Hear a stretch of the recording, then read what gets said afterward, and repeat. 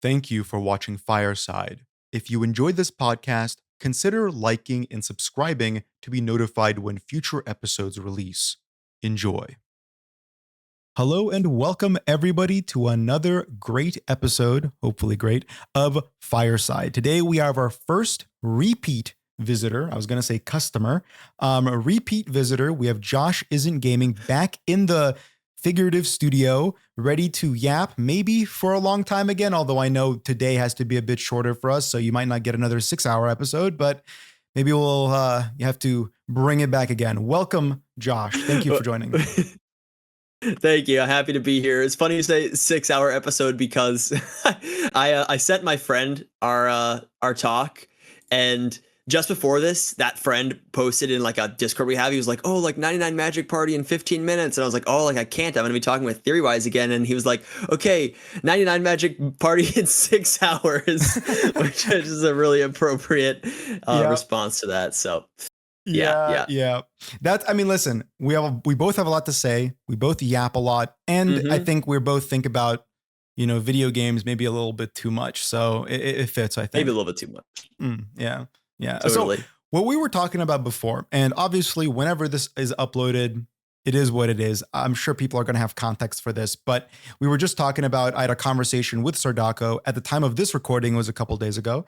And we kind of touched on Classic Plus, some old school RuneScape stuff. He's a WoW convert. Josh knows about World of Warcraft. He's played it. He knows about RuneScape. He's a chunk man. So I kind of wanted to just pick up, not necessarily where that conversation left off, but just to get some of your thoughts on those topics. I know you didn't fully listen to it, but Yeah, I would actually love to hear, maybe you could give me like the cliff notes. I really was trying to get to before we talked today, but it all just happened so quick.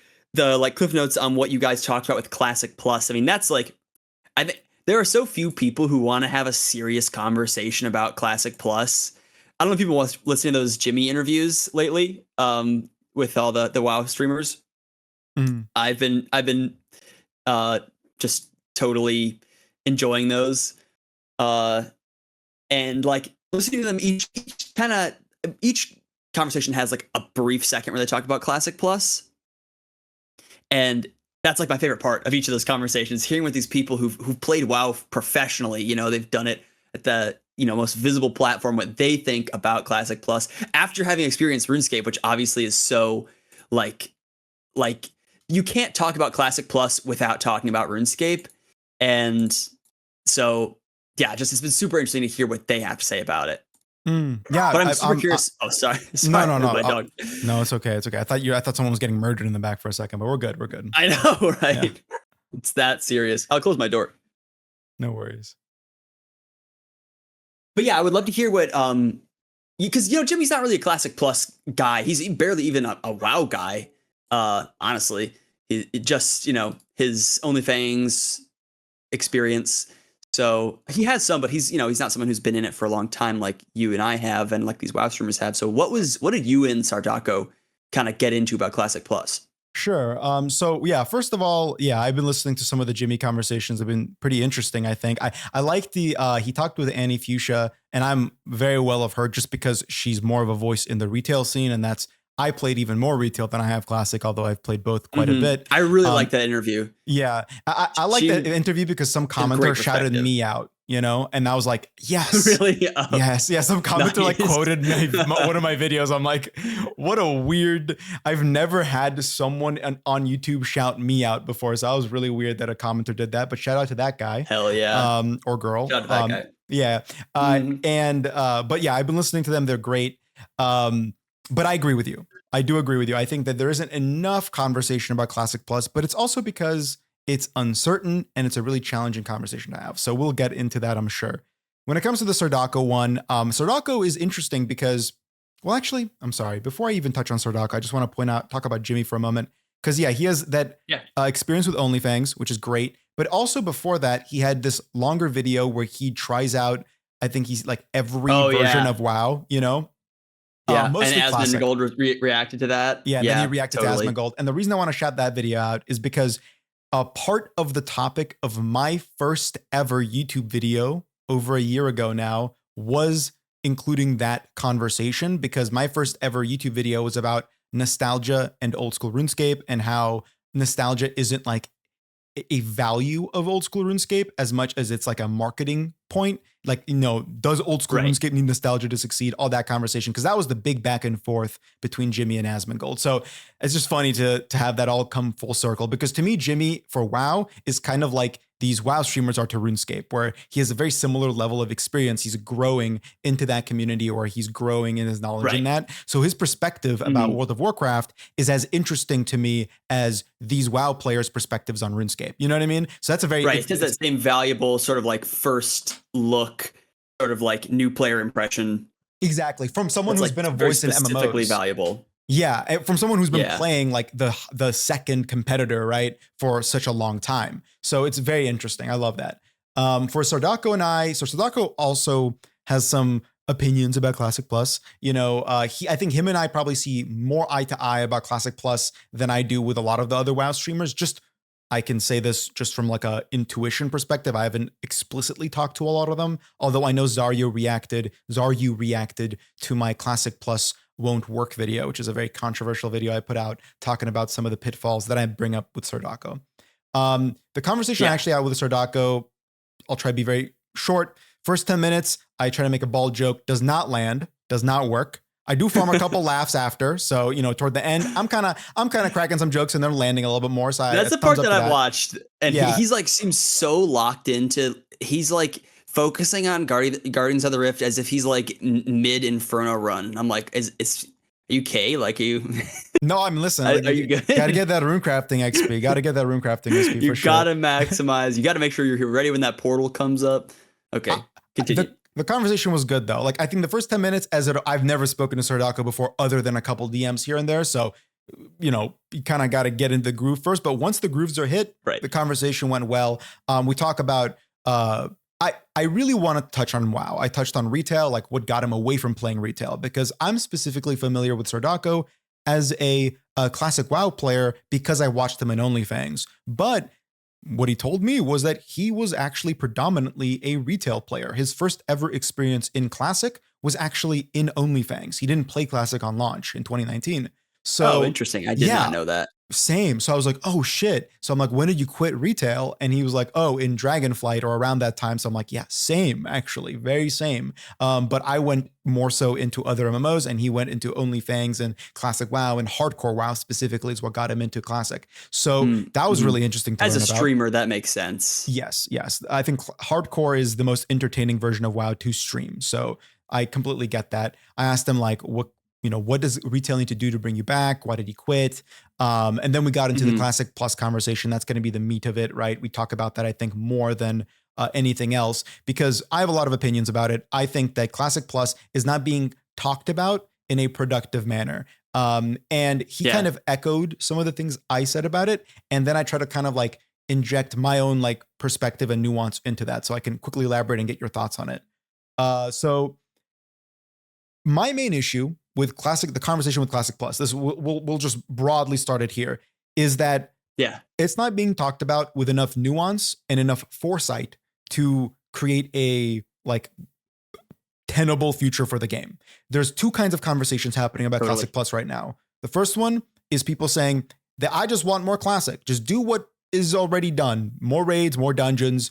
And the second conversation is just do what like Turtle WoW did and just like add just horizontal progression. Just make it horizontal. Just do horizontal stuff. Just, hey, horizontal it up.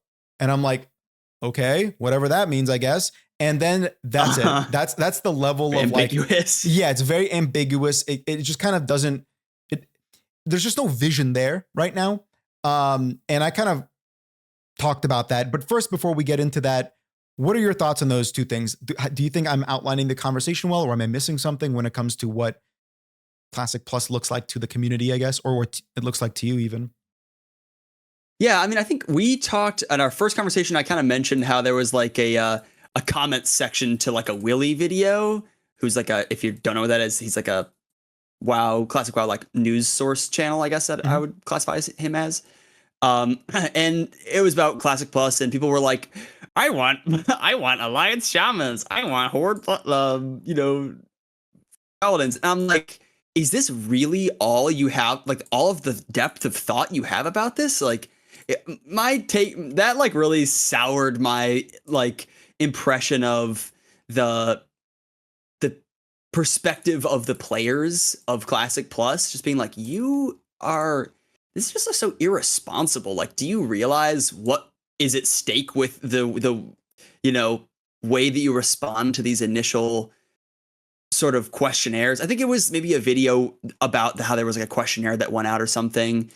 And Yeah. I was like, this is a chance to actually set the stage for something that could work for a long time. Like how old school does. And obviously I come from an old school perspective where like I think people are assuming that they will play this game like until the day they die. And I mean, I don't know how realistic that is, but like I genuinely think that that's how the player base looks at old school. Like this is a forever game. Every choice we make affects the next, minimum like 5 years. Like I feel like everyone who plays this game seriously thinks about the fact that anything that comes in the game is going to like affect the game for, like 5 years of their life. You know what I mean? Like that sort of immediate future, but not so immediate that it's like next week. Like I feel like that's how classic players look at things. And I don't blame them because you're if when everything is so seasonal, it's like, yeah, sure, put runes in, sod, or like, yeah, let's sell the runes for money because we didn't like it. And it's like, okay, if you bring that level of just sort of like, whatever to this, that's just embarrassing. And like, I hate to be rude, although I kind of don't hate to be that rude because it's like, come on, guys, like someone's kind of got to, knock some sense into you. So yeah, I think that even with the Turtle WoW sort of contingency, which is the other people who are like, oh, I've like, I know about what Classic Plus could be because I've played Turtle WoW and it should be this.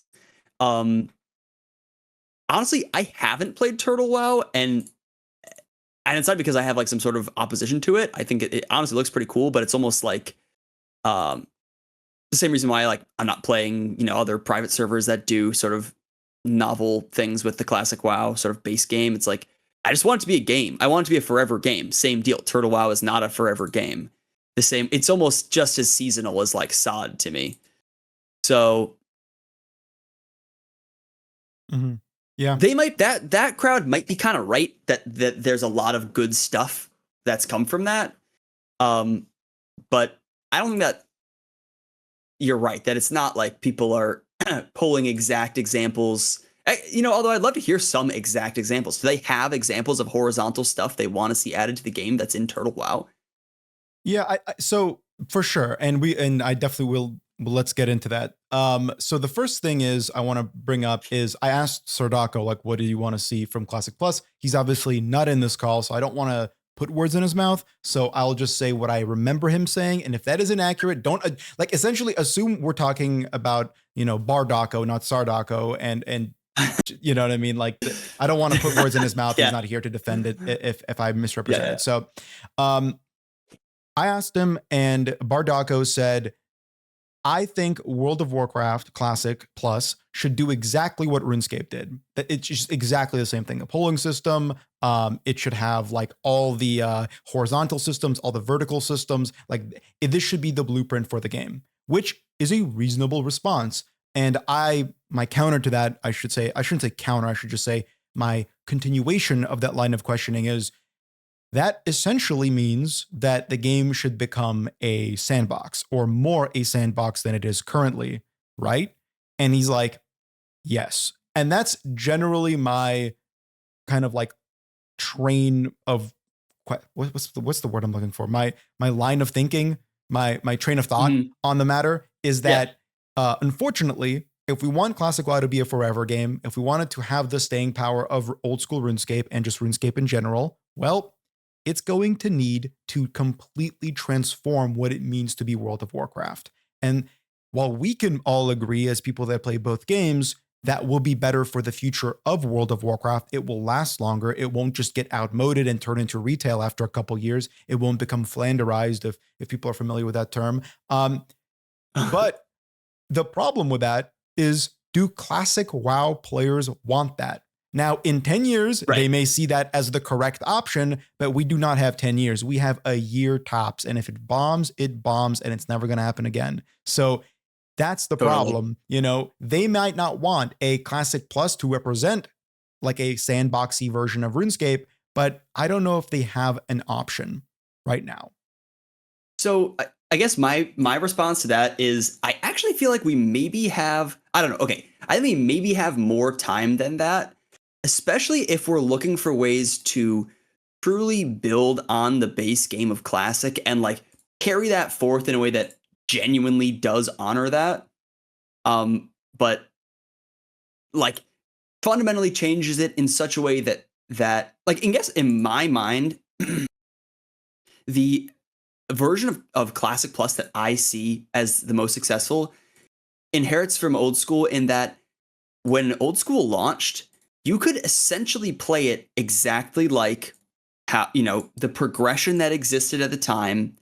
It was that, and then as time went on, it evolved. So I imagine that like year one of Classic Plus, generally speaking, looks pretty similar to year one of like 2019 Classic.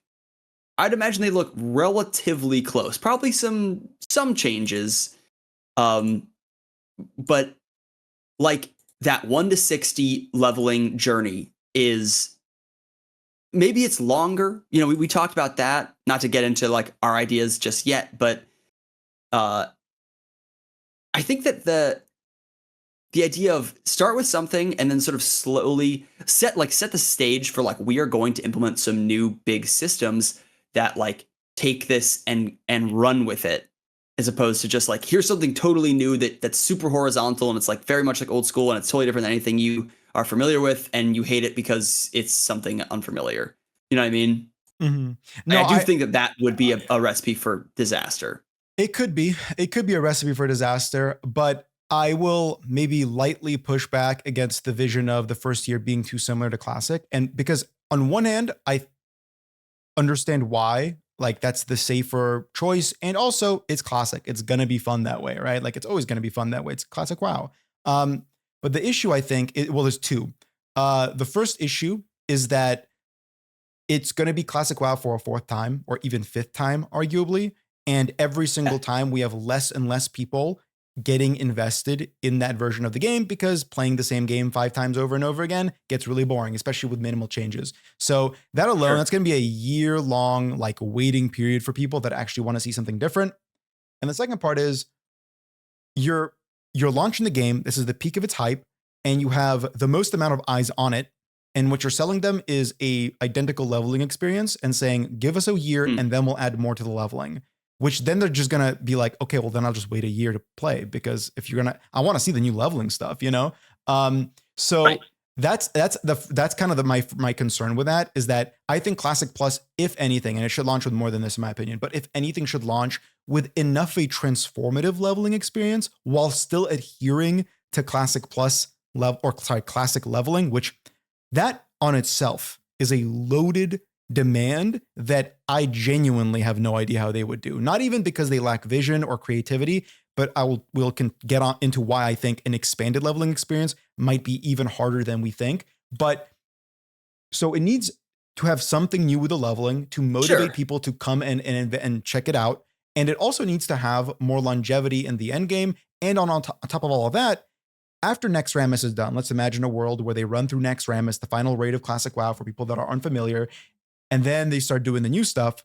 What does the new stuff look like? Is it just going to start power creeping Naxxramas and Molten Core and all that? And for as okay as I am with power creep, I think at that point, a year in, we need to have a vision for what the game looks like.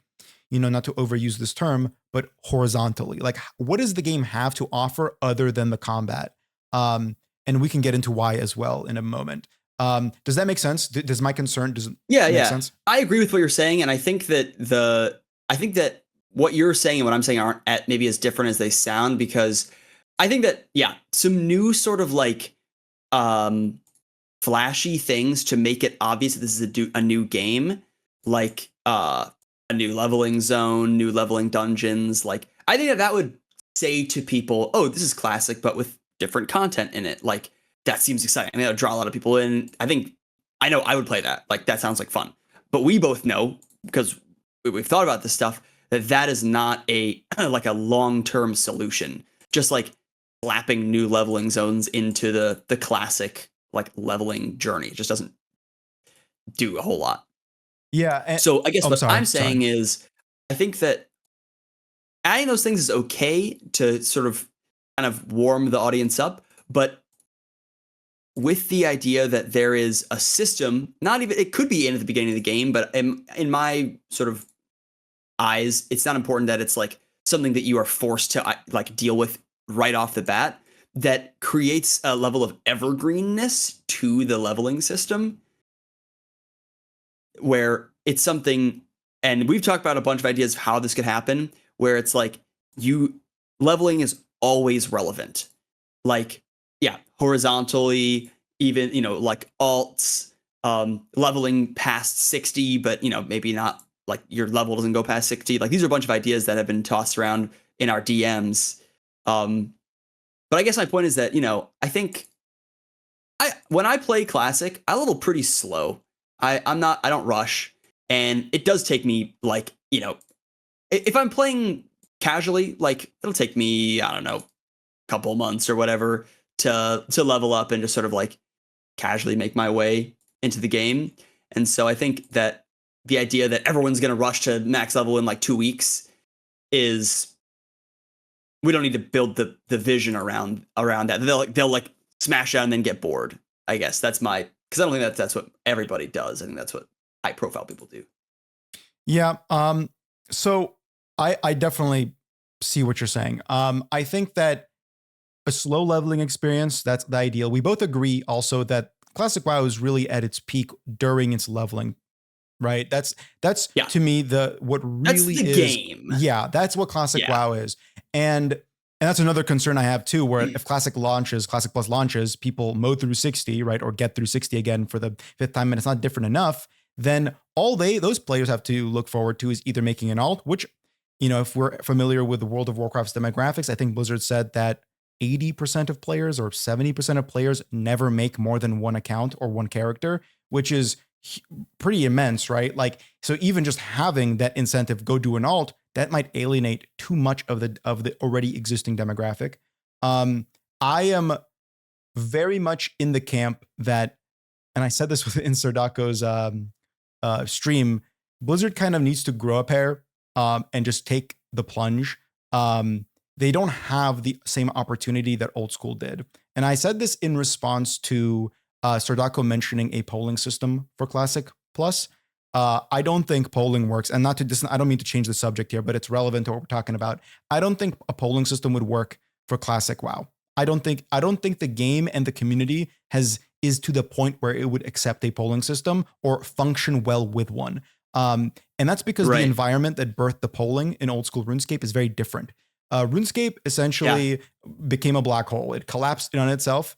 And when old school came about, the people that went into this new community, this fledgling community with the polling system in mind, did so with the most conservative mentality imaginable. The example I gave was the moving the camera with the middle mouse button poll failed the first time. It took them 2 times to get that thing passed. Now imagine playing the game without moving your camera like that. I think most people are doing that. Totally. So it's like the players are coming in super conservatively because they did not want to vote in or change the game enough to completely break it apart.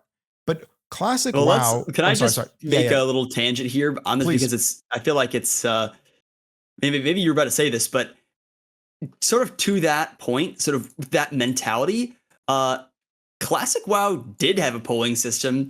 It was called Reddit, and the poll that passed was no changes. Yeah. It already happened. This exact same thing. It's the exact same reason why, and the amount of community support for this sort of no changes, or just like total distrust in the studio, to basically be like, you don't do anything. And for RuneScape, it was don't do anything unless we say it's okay.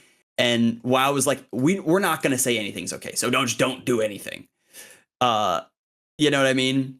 Yeah, and to be fair, So, I will speak up in defense of No Changes for a second. I think that was the correct choice for the first oh incarnation of yeah, no, no, Classic. I'm not even Yeah, saying that's a bad thing. yeah, No, no, not at all. I'm saying that we've been down that path. You know, we have seen that happen once in the WoW space. It was successful. The people got what they wanted, and uh, I think that that was about all they knew how to ask for.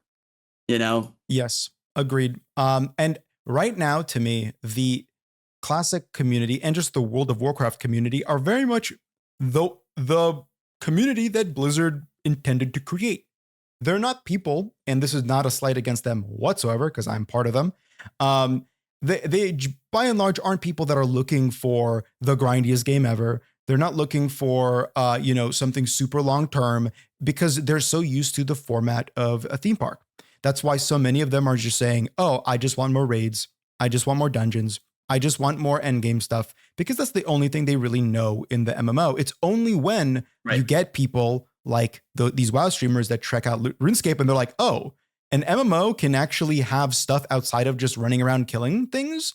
That's nuts." And now they start to adopt a more nuanced position of what Classic WoW needs to be to facilitate not just becoming retail WoW. Something I really wanted to bring up on this topic is so you're aware of Zaryu, right?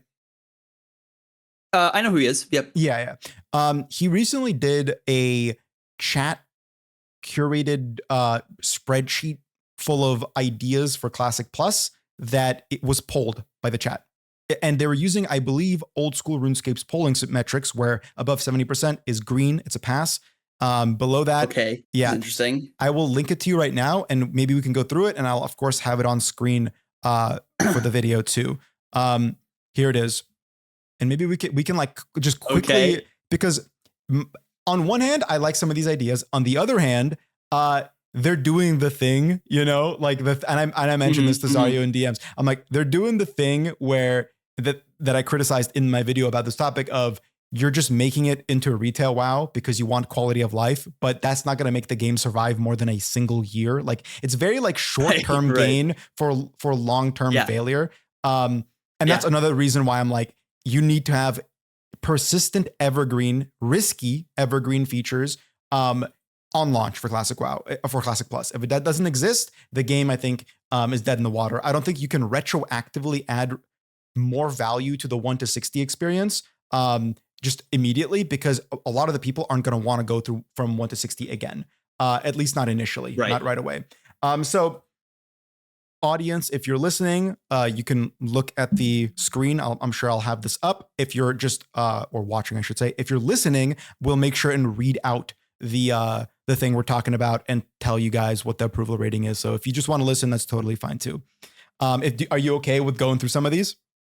Yeah. Let's do it. Okay, This cool, is cool, super cool. interesting. I did not know this happened. This is Yeah, great. yeah, yeah, I love this stuff. So again, just to quickly summarize, Zaryu, very popular WoW streamer, arguably one of the most popular, if not the most popular WoW streamer right now. He's averaging many, I think it's like 8K, 7K, 6K views, depending on the day. And he polled his chat so they created a spreadsheet of all these different things they would like to see in Classic Plus. And then he polled his chat using old school RuneScape's polling system to see what is popular and what isn't. It's a very interesting kind of peek into into the Classic WoW community, into enough players, in my opinion, where you can draw kind of broad consensus in some ways. Of course, there's going to be Mhm. some biases here. It's a more of a PvP crowd, so you're going to see some PvP polling be more quickly to pass. But anyway, the first thing they polled was dual talents. So if people aren't aware, dual talents dual specking in World of Warcraft is a thing they added in Wrath of the Lich King, I want to say. But yeah, Wrath of the Lich King, where you could pay gold and essentially switch between two specs of your or specializations of your class. So if you're a warrior, you can switch between an arms warrior, which is a DPS spec, and a protection warrior, which is a tank spec. Effectively meaning you don't have to spend hundreds of gold respecking your talent tree every single time you want to do a different role in the game. So that's worth noting. And it passed with a 94% approval rating. Josh, do you have any thoughts on that?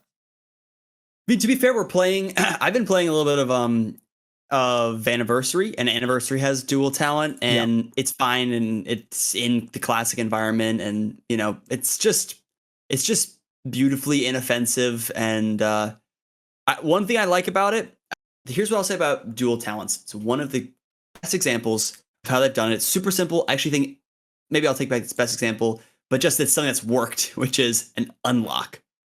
RuneScape knows about unlocks. I think it's probably the thing that makes the game tick.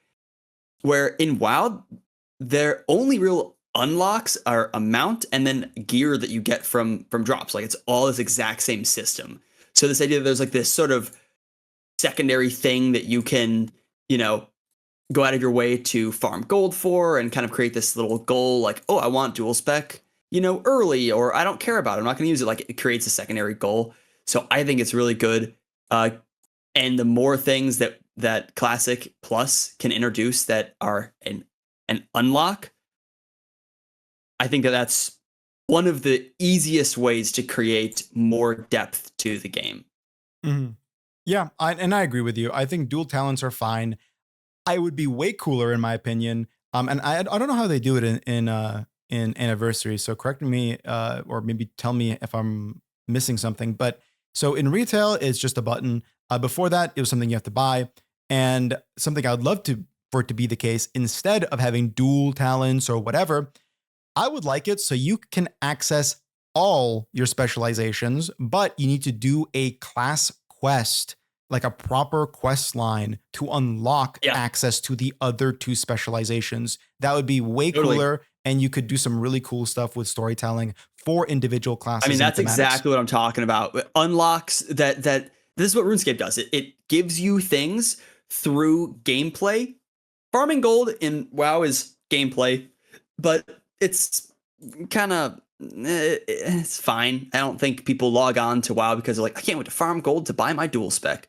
But I think if they're like, oh, I can't wait to like get to the level where I can unlock a second spec, and then I can't wait to get to the next level to unlock my third spec, or I can't wait to complete this quest that maybe one of them is an end game and it's like hard to do. Yeah, I think that I totally agree, and that's what I was saying. Like dual spec it's nice because it worked, it exists, people played it and have accepted it, so it's good for that. But I agree that if there was a more gameplay oriented way to feel like you've unlocked something, that would be way better. Yeah, agreed. Agreed. The next one is, and this is, I think, a much more interesting conversation, is more than two professions. So if people aren't aware, Yeah. in World of Warcraft, this is still the case in retail. You can only have two main professions. There are side professions like cooking and fishing that you can do as well. But of the two main gathering and crafting professions in retail, let me rephrase. You can only have two of the main professions of like the 8 or 9 that exist in the game. So you can only be mining and smithing, or mining and blacksmithing. Sorry. I think that's it, right? That's what it's called. RuneScape brain. Yeah, Jesus. Yeah. Or like you can only be jewel crafting doesn't exist in classic, but you can only be like, tailoring and skinning, stuff like that. And only 19% of the people voted yes on more than two professions. And this is, I think, is a more immediate example of lack of foresight. And maybe they had a deeper conversation on stream about this. So I could be just misrepresenting it here, and I hope I am. It would be more interesting if this was the case. But Mhm. I think professions in Classic are a great example of a hyper shallow system that currently only serves as a means to an end for combat. You do professions to either get upgrades for combat, or utility for combat, or you gold for combat. That's all professions are in World of Warcraft, and that's all they have ever really been. And Classic Plus is Mhm. an opportunity to add a broader, more all-encompassing intersectionality in professions. In this case, they could very well mimic what RuneScape has done with professions. Other games have done that already. New World is a good example of a game that just does professions better than World of Warcraft ever has. And I would like to see Blizzard use their profession system, which is underutilized in every version of the game, including Classic, and enhance it. Give it more depth, more items, a longer grind, new professions that interconnect with existing ones, enhancements to existing professions to make them more relevant at different points in your account's progression. This is the kind of stuff that I would like to see. I don't want to see, oh, well, I'm a blacksmith and therefore I only have access to this very specific thing and I can make someone a really good item every couple days because that's like a lockout system. Okay, that's nice and all, and that gives utility to blacksmiths. But what if you could just access all professions and maybe you could do a long quest line to like specialize in a specific one to get access to those things you had before? I don't know. Whatever it is, I don't want the current profession system in anywhere near Classic Plus. I think it's bad. I feel like we could totally have like a 5-minute discussion on each like of these 100 things or whatever. Yeah. So we probably shouldn't do that. But just out of curiosity, so your point being that like each the professions are sort of a shallow kind of like amount of distance between what you're doing and just basically just combat. What are some examples that you think work really well that aren't that in Classic? In anything, you mentioned New World. I mean, even RuneScape. I'm not saying you're wrong. I'm just sort of curious what your like best case scenario is. So for new RuneScape is very easy, right? Like RuneScape has the entire utility portion of its design that doesn't necessarily connect with combat all too immediately, right? Like, you might level your construction, but the only connection construction has to combat is it gives you some utility for combat, like changing your prayers, or sorry, not changing your prayers, your mage book, spell books more quickly, but that's also a utility thing. It's not just combat. Maybe a portal rooms to make it easy, or like the thing you drink to regenerate all your stats. Like that's it. Other than that, construction is like pure utility. It's navigation. It's a hub for you. It's like a portal hub for the entire world. It's what you get out of it in RuneScape is speed, right? That just it's time. It's a time thing as opposed to like a combat. You save time getting places or doing other activities that aren't combat.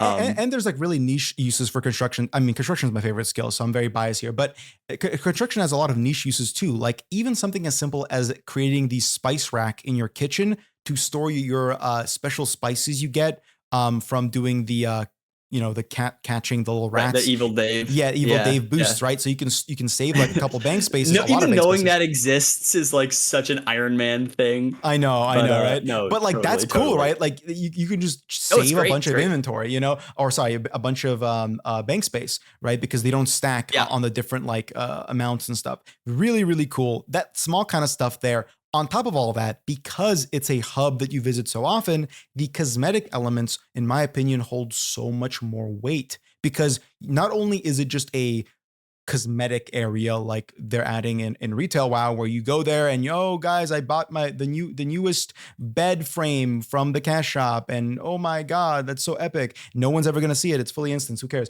But in this case, it's kind of like it's a self-serving cosmetic element, because you go there so often, because there's so much utility there, because you worked so hard to achieve all the elements of utility, you kind of want it to look good because you visit it so often. Right. And you do it not just because you're like, I want to look at my candle collection. You do it because it's like, I gotta go to this spot and this is the fastest way to do it. I love integrating I don't want it to be fugly. I want it to look cool. It's like your character. It's just sort of an extension of your character and your sort of sense of progression. You want your armor to look cool. You want your house to look cool. Totally. That's a great example. I think what that makes me think, and the reason I asked that is like, what space is there in Classic WoW, for example, to do that? Like, can you save time, for example, with certain professions? I think like an example that does exist is like engineering has these very particular teleport trinkets that I love engineering. I think everybody who plays Classic loves engineering. That, when you make that, you're like, hell yeah, I'm so glad I'm an engineer. I have this like, very minor utility that doesn't have anything to do with combat. How much room is there in the game for more stuff like that? Is there enough that is it a deep enough well? Or like in that, if it's not, what are some ideas that could deepen that well? Yeah, that's a great question. That's something I was just thinking about too, honestly, today in the shower. So there, Best place for thinking. yeah, I know, right? So the main criticism, and I say this to Sardako and just in general in my video too, the main issue is that World of Warcraft, as I mentioned, is I love the game, but it's very shallow. It has that one means to an end, which is the combat, and doesn't have anything else. And that's why to make Classic Plus work in my eyes, they need to broaden what the game can be, not just in with more combat, but just like in activities, in the sense of progression that you can achieve in the game. They need to find a new path for that. And I came up with an example of that. I might have even brought it up in the previous episode we did together, but I might not have. Maybe I'm forgetting. But Was like it mounts? yes, it was mounts. That's the Yeah. only example I can think of in classic WoW that doesn't need like a whole new like gameplay system attached to it, because you already have mounts. And personally, I Sure. think it wouldn't destroy anything about the game. It might make the open world PvP meta a bit funnier, weirder, but who cares? It's just make mounts a separate point of progression. Not just you get your normal mount and you get your epic mount, that's it, bye-bye. It's what if your mounts had full gear, like an actual like itemization for mounts with their own separate stats, with their own separate resistances, with their own separate like utilities and capabilities. Maybe you could like the more I think about it, the more I like this idea. I'm going to glaze up my own idea here, but like there is just so much there is potential here for something really cool, right? Because classic doesn't have too many mounts like retail. It doesn't have this like mount bloat. It just has like a few mounts. That's pretty much it, right? And some recolors. They can really like go in on some customization elements of those mounts. Like for example, I'm just spitballing here. It might be the worst idea ever, but you could have a handcrafted saddle. If they add a new skill, maybe it comes from some kind of like woodworking skill. Maybe if they ever want to add something like that, a new profession in the game. Oh, saddles are leather. So saddles. Yeah, saddles. It would be leatherworking. Yeah, you're right. And it would be like a handcrafted, hand-fashioned saddle that would maybe have multiple different stats. There's a resistance to dazing, right? Because the whole thing about Classic WoW is that your mount can get dazed super fast. So maybe having resistances to dazing would be on it. Maybe a light movement speed or even active abilities associated with unique slots on your mount would be really damn cool. What if you could activate this ability and it's like a sprint that works for 30 seconds, that increases your mount's movement speed by 40%? You might think, well, when is that going to have a use if it has a long cooldown? Oh, well, what if you're getting chased down by a band of roving horde that want to gank the shit out of you? Then it has some use because also, they might not have that on the mount. What about if this exists in the game, they can build things around it. If there's gonna be new content, there's a new raid. Like, you know how AQ was sort of built around the idea of having mounts in it, just because it's big. They wanted, well, let's just make another raid that is like built around the idea of having mounts, but like cool mounts that actually like do something. Yeah. Like you could, that's just becomes a new like avenue for developing new content. Also, let's throw one other thing in here, which is there was a recent WoW mount revamp that went over really, really well. Dragon riding. I haven't done it, but I know people love it. People think it's one of the best features from Dragonflight.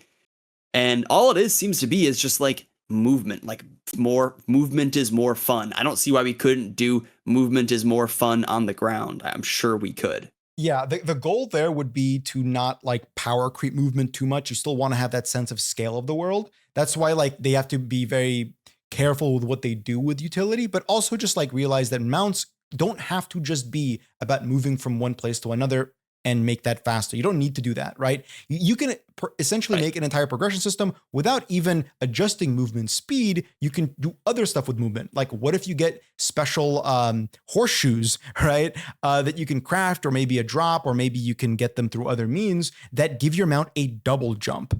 So now suddenly you can get across certain areas you couldn't before. And maybe they could add stuff to those like areas. A slow fall, a permanent slow fall on your mount or something, or you have a water walking on your mount. Yep. They kind of did.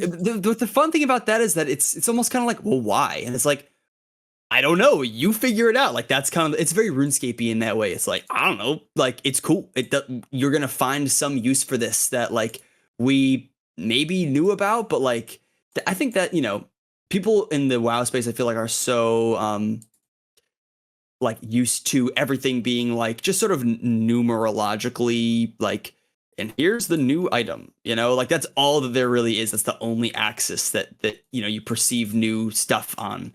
And so having this like sort of more open-ended sandboxy thing, I don't know. I think that they could get really into it. I think that there's an audience for that. It's very obvious from the WoW transplants that WoW players are ready for something more fun and more novel Yeah, I am than just very combat. like I could just off the top of my head think of like 15 unique things you can do for mount upgrades that isn't just like your mount now does double like speed, right? Like you can go so crazy Sure. with it and then you can design content as you said around that thing existing, right? Like, oh, well now you can have I don't think permanent water walking would be I mean maybe like the craziest upgrade to that, the rarest one might have permanent, but like maybe you can have water walking for 10 minutes or something, right? And it's an ability you would activate, which is great. And now suddenly maybe you can add cool stuff in the middle of the ocean. You know, maybe your mount you don't get Right, dismounted when you maybe your mount can swim now. You know, like you could do stuff there that the coolest thing about that is because it's not connected to combat.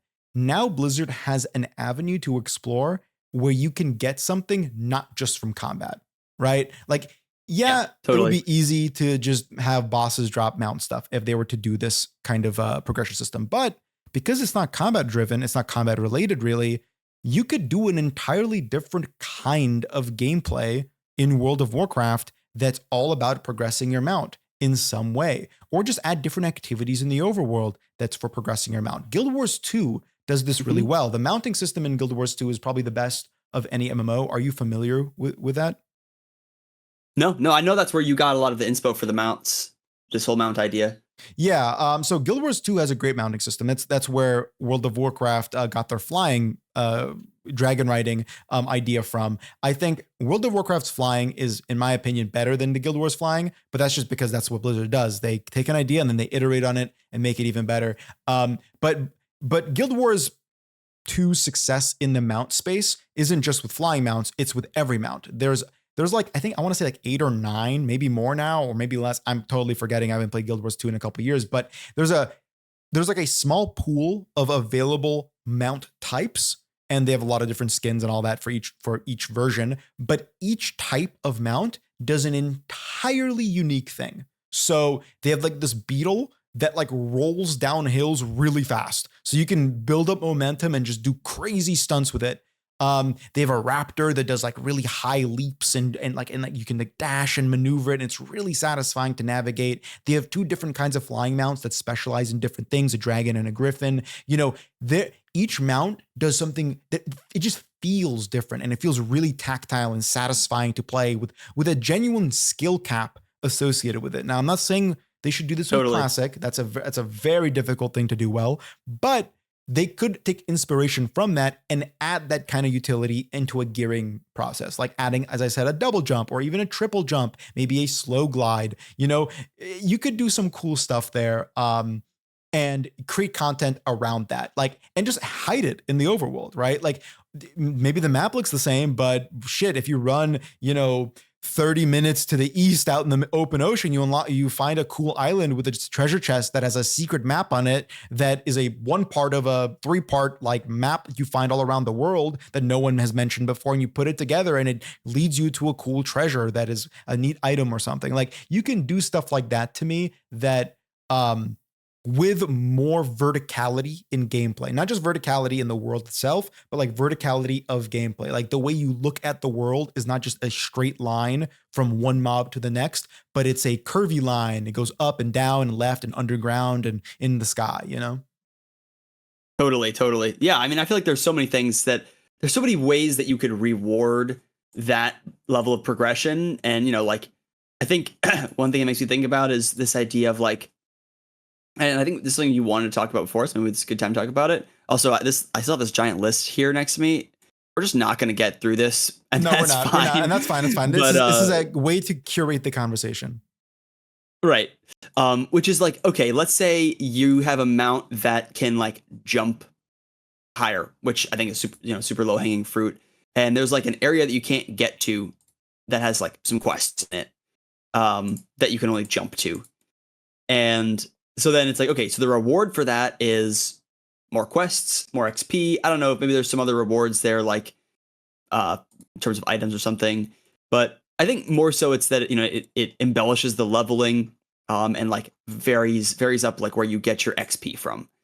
But I feel like that goes to some of the other issues you're talking about, or sort of alluding to, about the fact that it's actually not even really all that valuable to add more ways to level up than there Yeah. currently are. Do you want to talk about that a little bit? Yeah, that's a great. That's yeah. This is another one of those, like, this is a hyper nuanced point. So I'm not like blaming people that aren't like spending too much time like us thinking about this stuff for not addressing it. But like, this is a problem that the game has. This is a problem that I think Turtle WoW even has, from the little I know. And I know a little bit more than little about Turtle WoW, but I'm not like an expert on it.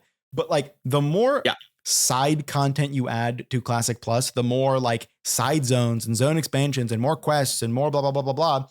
The more of that you add, the more you destroy the leveling experience in Classic Plus. And I know that sounds like antithetical to the whole point of adding side zones. Isn't that going to change things? Isn't that going to evolve things? Isn't that going to surprise you?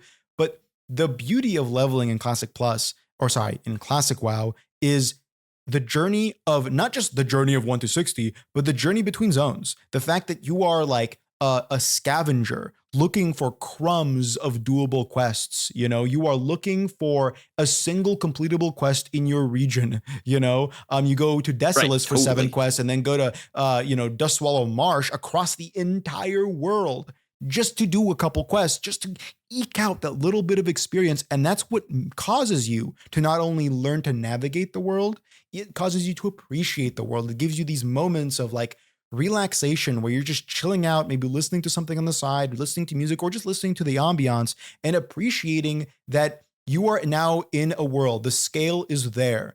And if the more quests you add without changing the leveling XP rates or whatever, would be making you go from leveling in 40 zones or 30 zones over the course of your leveling experience to leveling in 20 and then 10 and then 5. And suddenly you're back in retail where you get max level in like 4 zones. And that's hyperbolic, but like I don't want any of that to change. That balance, which is totally unintended by Blizzard, is what failed about Season of Discovery. Of one of the multiple elements, in my opinion, that failed about Season of Discovery is this expedited level progression that misses the entire point of Classic WoW. So yeah. I'm nervous about adding that stuff. Anybody who's ever played like an expedited version of the 1 to 60, even in TBC and Wrath or whatever, especially, as soon as there's zero scarcity around quests, the gameplay changes. Just like the feeling of being in the world changes. It's sort of the same way as retail, like, fighting mobs doesn't feel the same. It feels like nothing. It feels like, leveling, just killing stuff.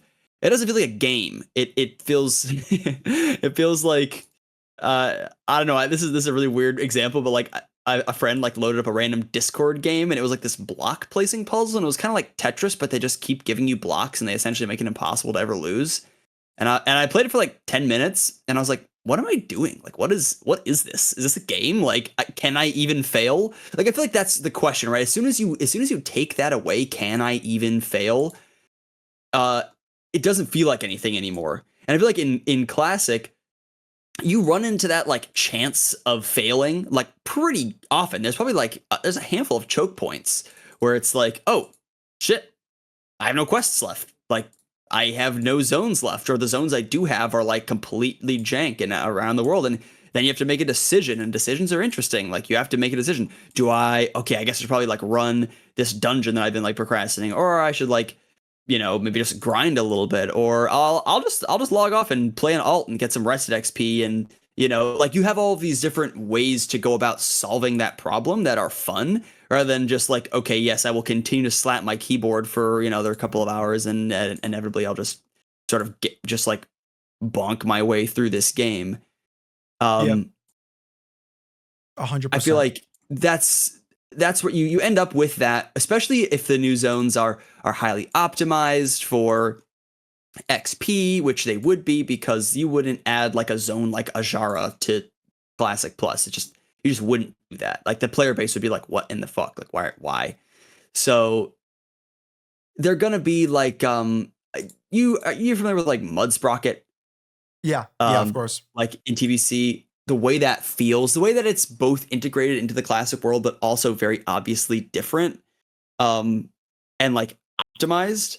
And like when you're a classic player, that feels really good. You're like, oh hell yeah, like this feels better than other jank zones.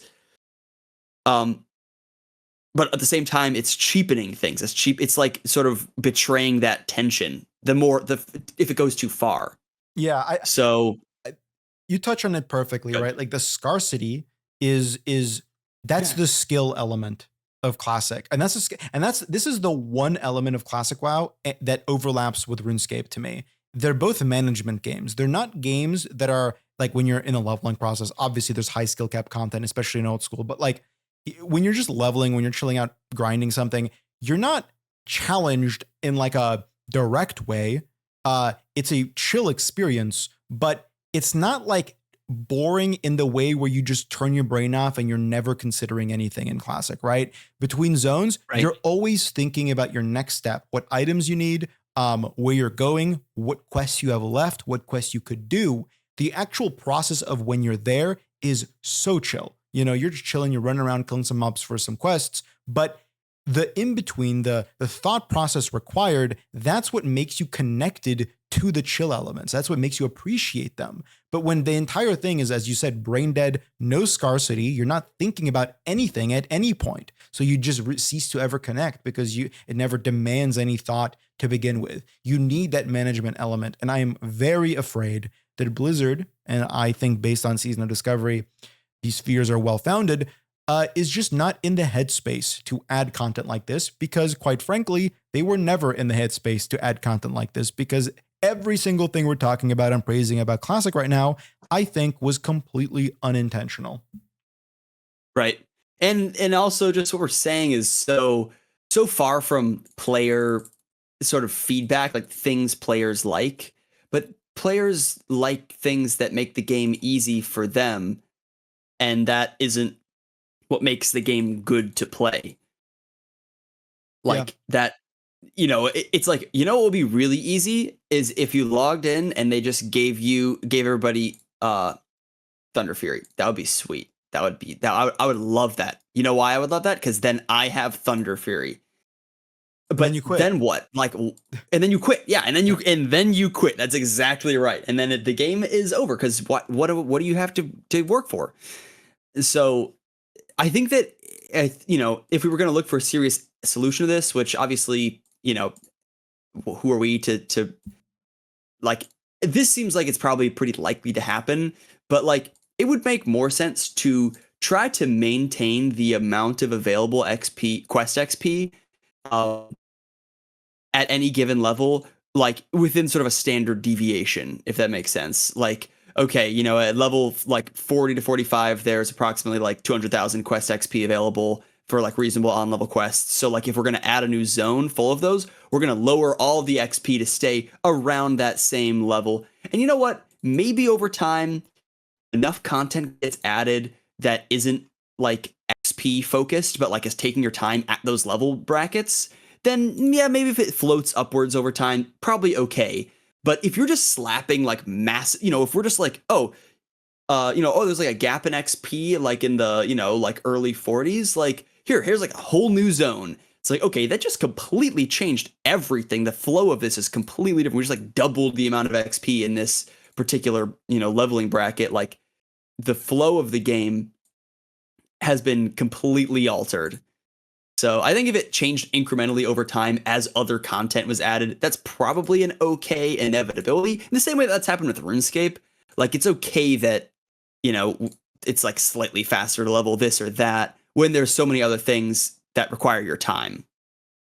Yeah, that's I like that. And so that's an interesting solution you came up with too. The more I think about it, the more I'm very partial to Idle's pitch that he did in his conversation with me way back when, where for people that are unfamiliar, he essentially said that there should no longer be a direct level cap, and instead there should be soft caps. Kind of in a old school fashion where the experience gain becomes incrementally or exponentially, I should say, not incrementally, exponentially more severe, but the content pivots down in its like place to do it in. So instead of like, you need to be level 60 to actually raid, instead it's more of like a level bracketed system, kind of like dungeons were while you're leveling, where Molten Core, instead of being a level 60 or you can't do it kind of vibe, it's more of like you're between 40 and 48 for the Molten Core era, right? And then by 48, the time it takes you to get to 48 is the time it would take you to get from 48 to 60 initially. But because you have access to what is originally considered endgame, which is raids and all that kind of gear progression, people might not feel as bad about, oh, well, the leveling is just so long now, I'm never going to get to the soft cap.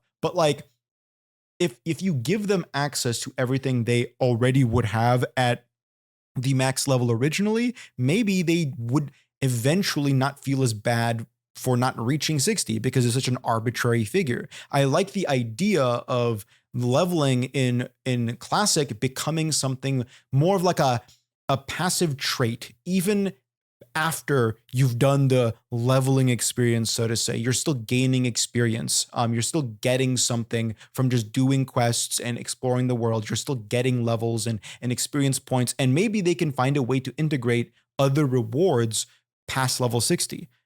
Without just giving talent points and power creeping the game all hell, you know? They can do really cool stuff that. Right. Maybe at 65, maybe if we're going the 2 profession route, maybe at 65, you unlock a 3rd profession slot, you know, stuff like that could be a really cool way to integrate it. And that way, when they do release a zone expansion, max level players aren't going to be like, who the fuck cares?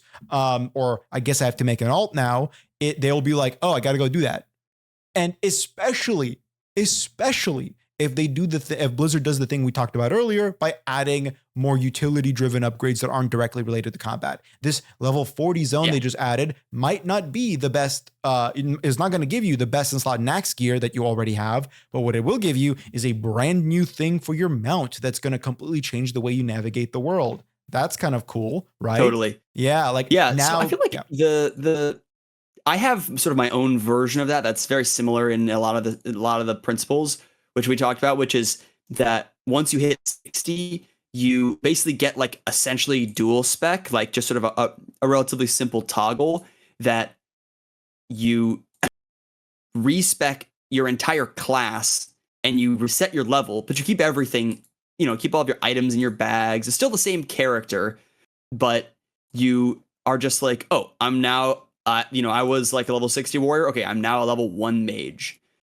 And it makes it so that everything that you've done on that character is still relevant. You know, once you reach the level to access your like cool upgraded mounts, you can use those. Like, sweet. That makes it more worth it for me to do these utility upgrades. And it also solves the multiple profession problem in a unique way where it's like, okay, you can only be 2 professions on any given character. However, you can be multiple characters in one character. And so you can, on one character, sort of, you kind of like build your own RuneScape out of WoW. You know what I'm saying? One character sort of layered on top of each other at a time. And it becomes this sort of progression thing to it where you know, leveling remains infinitely like relevant, especially if each class kind of contributes something to like the overall makeup of what your character is. You know what I'm saying? Like, yeah, I know exactly you what could you think mean. of a billion ways to go with that, where it's like, oh, like, you know, maxing a warrior gives you like a 10% health buff to all of your classes, and like maxing a, you know what I'm saying, like stuff like that, and you're like, oh, now I like a really tanky, you know, like mage. That's interesting. Stuff like that. Yeah. These so like it's kind of like a enhanced version of what Final Fantasy 14 does. Yes, which I don't know too much about, but I know that they do like a multi-job thing. That's what they call it, right? In that game. Yeah, exactly. Job. That's funny. They call it jobs in MapleStory 2. And I'm like, what do you mean job? Is that like a man? I don't want to. It must be a translation thing. Yeah, it must be a translation thing. It might be a translation thing. It might just be like the popularized term for specialization or class that's from the East. You know, MapleStory is it Japanese? Yeah. Is MapleStory Japanese? It's Korean. Okay, and Final Fantasy 15 is Japanese. So yeah, it might be like that kind of like, because I don't know if both languages would translate to the same like American or American. Jesus Christ. Let's just exit this podcast. American. Holy moly. English translation. I don't know if it's gonna be the same, like it translates to the same world. I don't know if their kanji works the same, but I would say that it might just be the popularized terminology there is like, oh, it's the job. Sure. It's like that. These are the jobs versus the specializations or the professions. It's like a really funny like word for it, in my opinion. Yeah, it is but if you think about it, it's also synonymous with profession. Yeah, or like I Skill? guess class. Class I wouldn't use those synonymously. Profession, Yeah. You're right though. Profession and skill 100%. maybe, and skill But also maybe. but your profession isn't that's also anyway.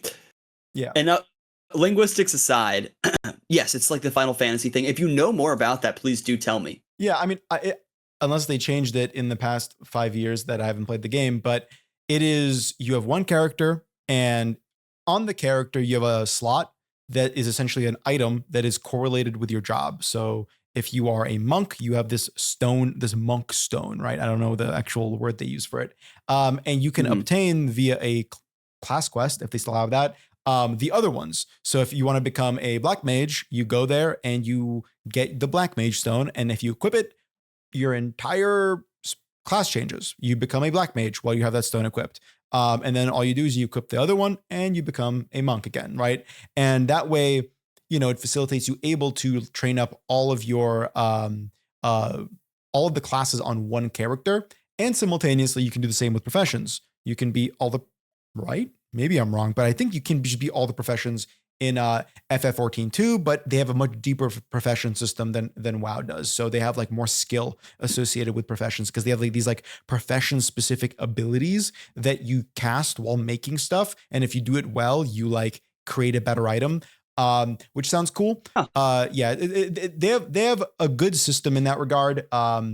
It's just the, you know, not to trash on the game too much, but it's a very like, it's like weird. They have all these like really cool systems, and I'm very mixed on the way they do their job system, but it's still interesting. It's novel.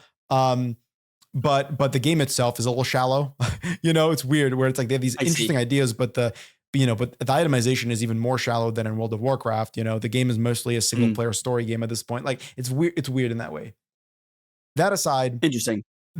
It's similar, but I like the idea of finding a way to make it a little bit deeper in this Imagine Classic Plus, where you do gain these passive, maybe they're not even power, but like some kind of utilities. Like maybe if you level up a mage to 60, you get to pick one teleport spell to have. A teleport to Stormwind you can use, you know, stuff like I don't know, maybe there's some cross-pollination in that regard. Could be kind of interesting. Not? Or like, yeah, you could like pick a couple class abilities. Yeah, I mean, I think like the class identities are so specific in classic WoW that it'd be a really interesting approach to do some sort of a mix and match thing, like very gently, but yeah. Or I mean, also like to be clear, like if this is a relatively flexible system, if you do level up a mage, you could just switch to your mage and teleport somewhere and then switch back. That's true.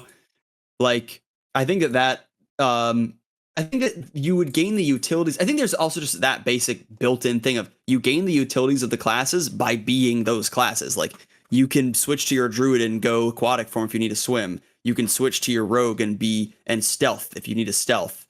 You know what I mean? Like each class, it has its identity, it has utility. I think some passive things like just for rating purposes maybe would be relevant.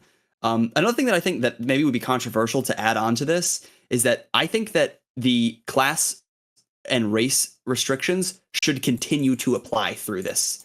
So does that make some races just more, narrow than others? Yes. but it also makes your race a much more interesting question in general.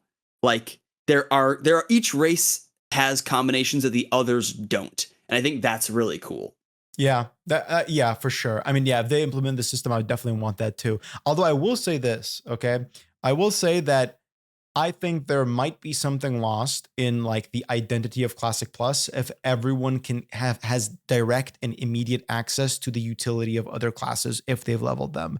You know, I think there is a value to the Warlock being a really sought after point of utility to find for your guild because they have access to the teleport. They have and the summon, sorry, the summon.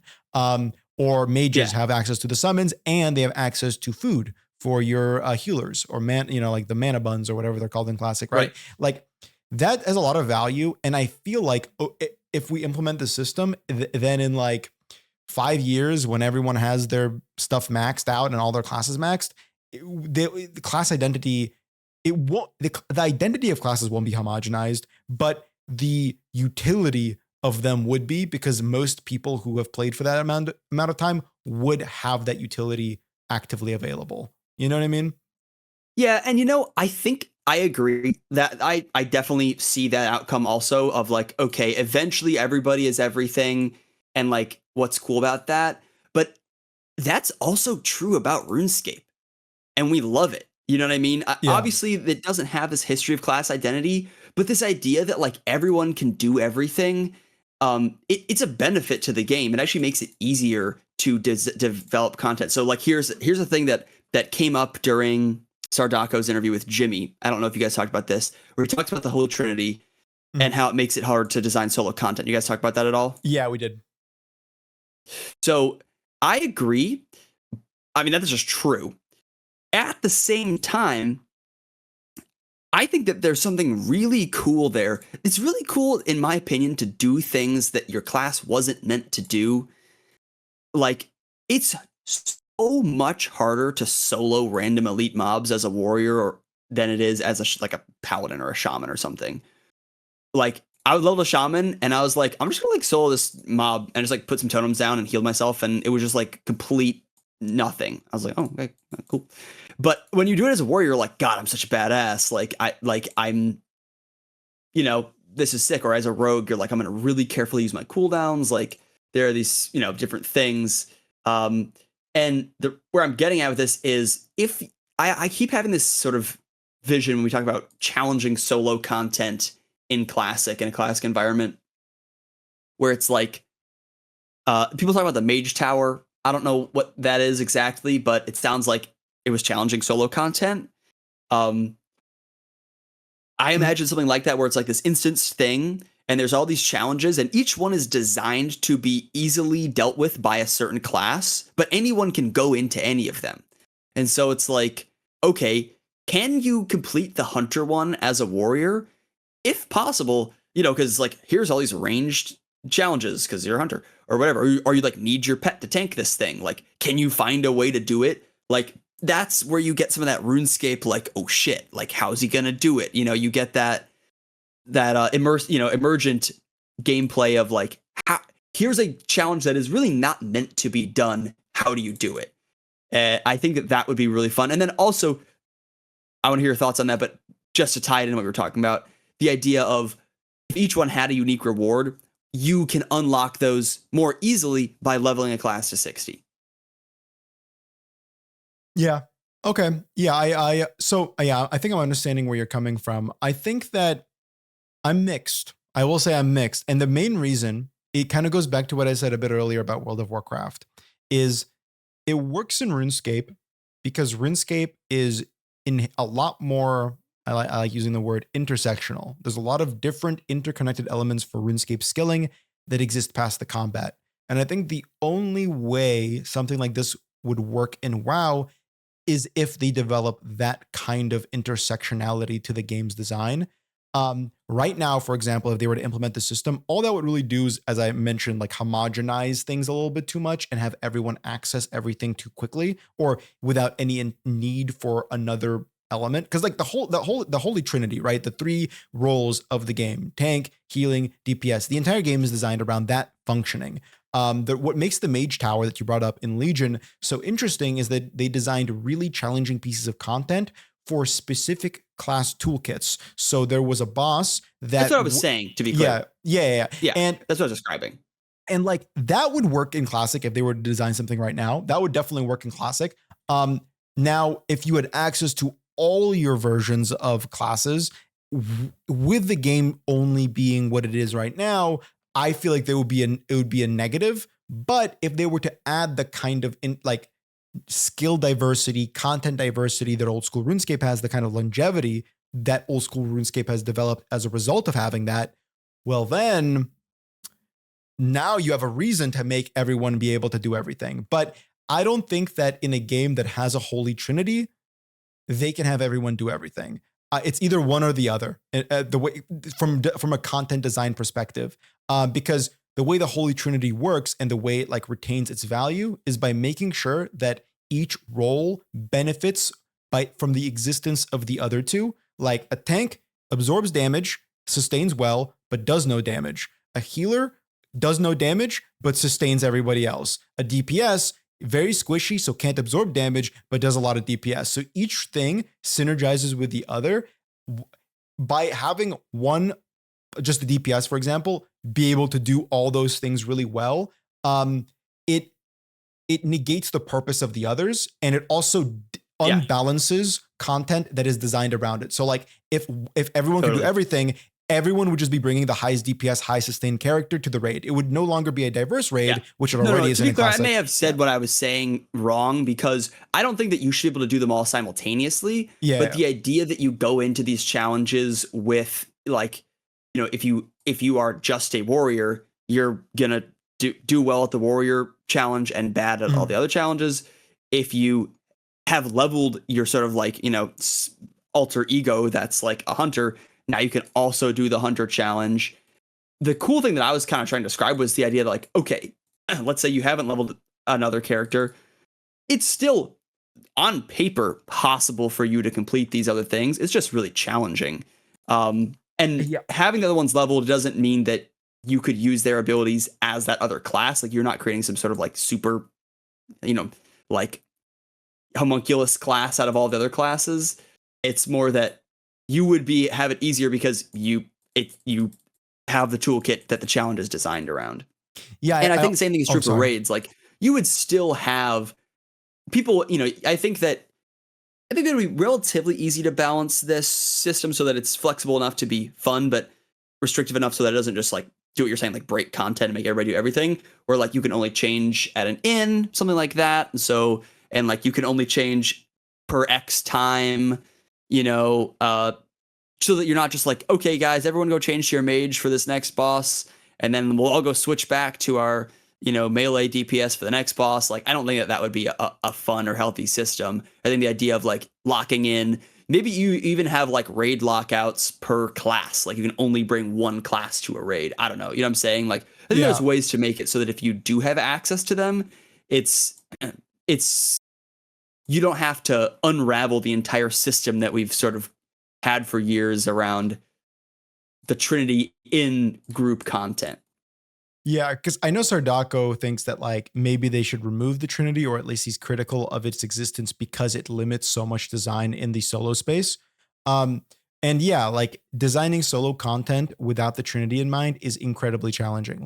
To bring up the Mage Tower that you brought up too for Legion, as someone who did it I did every challenge, but the way the challenges worked with Mage Tower in Legion and when they brought it back in Shadowlands was that there was an encounter, and that encounter was associated with 7 or 8 of the specializations. So Frost Death Knight, Arms Warrior, Beastmaster Hunter, and I don't know, Enhancement Shaman, and a couple others were the ones that were associated with this encounter. If you could only enter that encounter with those specializations, because that encounter was meticulously tuned around having the toolkit of those specializations. So the example I have here is the Beastmaster Hunter challenge, which was this giant worm and his handler, where you had to consistently keep the worm stunned and use all of your stuns to make sure to continue interrupting its high damage ability. And as a Beastmaster Hunter, you were using every stun imaginable. And I was having so much trouble getting that challenge down until I realized that my Beastmaster specific ability, Scare Beast, could be used on it because it's a beast. It's a hunt. It's a worm. So now I started using that ability, and now suddenly the fight's much easier because I'm using all 4 stuns in my toolkit. So like these fights are really meticulously designed around not needing like an inordinate amount of anything really, like no healing, no tanking necessary. Essentially, you just have to do the mechanics well and get through it with the toolkit you have. But that is so hard to design. Like you are now designing encounters while keeping in mind the utility of like multiple different specializations. And in classic WoW, that's even crazier because the difference between specializations is even more. Like, how do you design a tank challenge for a protection paladin versus a protection warrior when the protection paladin has no taunt button in classic WoW? You know what I mean? Like that is such a conundrum unless we're going with designing a unique challenge for every specialization, but that's also kind of crazy and unreasonable, right? That's like 30 bosses, 29 of which might not ever be seen by other people. Like that's tough. Well, that's why I think that by sort of taking this idea of like each player is one class and kind of taking that out of the equation, being like, no, each player is probably going to be at least 2 or 3 classes if they play this game with any level of seriousness. Now you can make these things that you can assume that like half of players are going to play this, particular challenge, or like, a third of them or whatever are going to have access to it at the least over some period of time. And also, I have to say, we haven't seen a lot of these challenges, but that doesn't convince me that they are impossible to design, especially if it's just class by class. I wasn't picturing them being spec specific. They could be. I was picturing them being class specific. So yeah, like the warrior one, maybe you do need to taunt, or the rogue one, you do need to stun, or but I also think it would be really cool to not gate them, not be like, you have to be a warrior to attempt this. Like, what if you tried it as like an enhancement shaman and you're like, okay, I don't have a taunt, but like Earthshock Rockbiter, like I might be able to make this work. Let's see if it's possible. Yeah. Well, because doesn't Rockbiter doesn't it generate a lot of threat? Am I wrong? Yeah, it has a very weird threat generation mechanic to it. Yeah. Or like you could do as a hunter, you could taunt with your pet, for example. Okay, so I see what you're saying. I think that there is definitely an avenue for Blizzard, and I hope Blizzard does go down the avenue of creating challenging content, especially solo. I think that challenging group content, I mean, the older I get, the more I believe that I say this ironically, but the older I get, the more I believe that challenging group content has less of a place. I think raids in classic WoW serve a great purpose in being like chill, community-driven, fun experiences where you kind of just get loot eventually, and that's just a chill, fun thing. And the difficulty, as with the rest of the game, is with managing the group, of finding the group, of organizing the group. It's a management game, just like Old School. Old School's PVM obviously gets very difficult, while classic WoW doesn't. But like raids, to me, I don't know if they're the avenue, especially not 40-man raids where like high, crazy skill, intense stuff should be. I think that creating high skill stuff for solo content might be a good play. The hardest stuff I ever did in Classic was Dire Maul tribute runs. Are you familiar with those? Yeah. I've never done them. I've never looked at the method of how people do them, but I know what they are. And I've seen the kiting method for the end boss, but I don't know the rest of it. Yeah, I mean, it is the coolest content in Classic, in my opinion. Like if outright, and I say this as someone who's either done or has seen people do, from my friends and stuff, the other solo dungeon methods. And for people that aren't aware, there are methods to solo specific dungeons as specific classes in classic WoW for huge gold gains, for a great monetary reward, because the items from those dungeons would be vendored for a lot of money.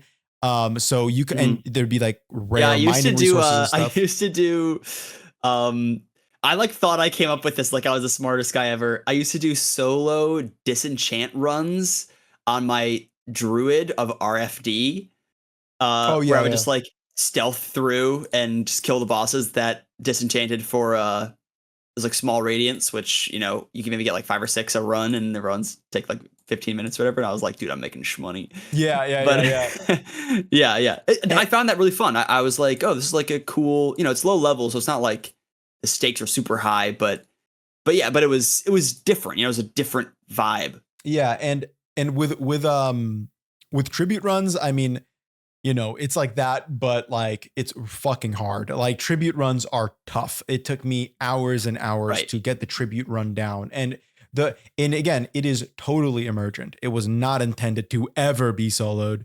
The mechanics Totally. you use, you are breaking the game. You are breaking pathing. You are using, and the coolest thing about it is that you are straight up using every single tool in your kit. As a hunter, hunters were very good at them, and I think it's either hunters or warlocks, but I think specifically for tributes, it was mainly hunters that did them because of their toolkit. I always You were thought it was using- only hunters. yeah, Yeah. it might be only hunters. It might be only hunters. I know warlocks could do the Hodge runs for the Hand of Justice, I believe, and hunters did that too. That's my friend Farmer's Gold. But the tribute runs were so cool, right? To set the stage for a moment for our listeners is it's a dungeon, Dire Maul. It's huge, full of ogres.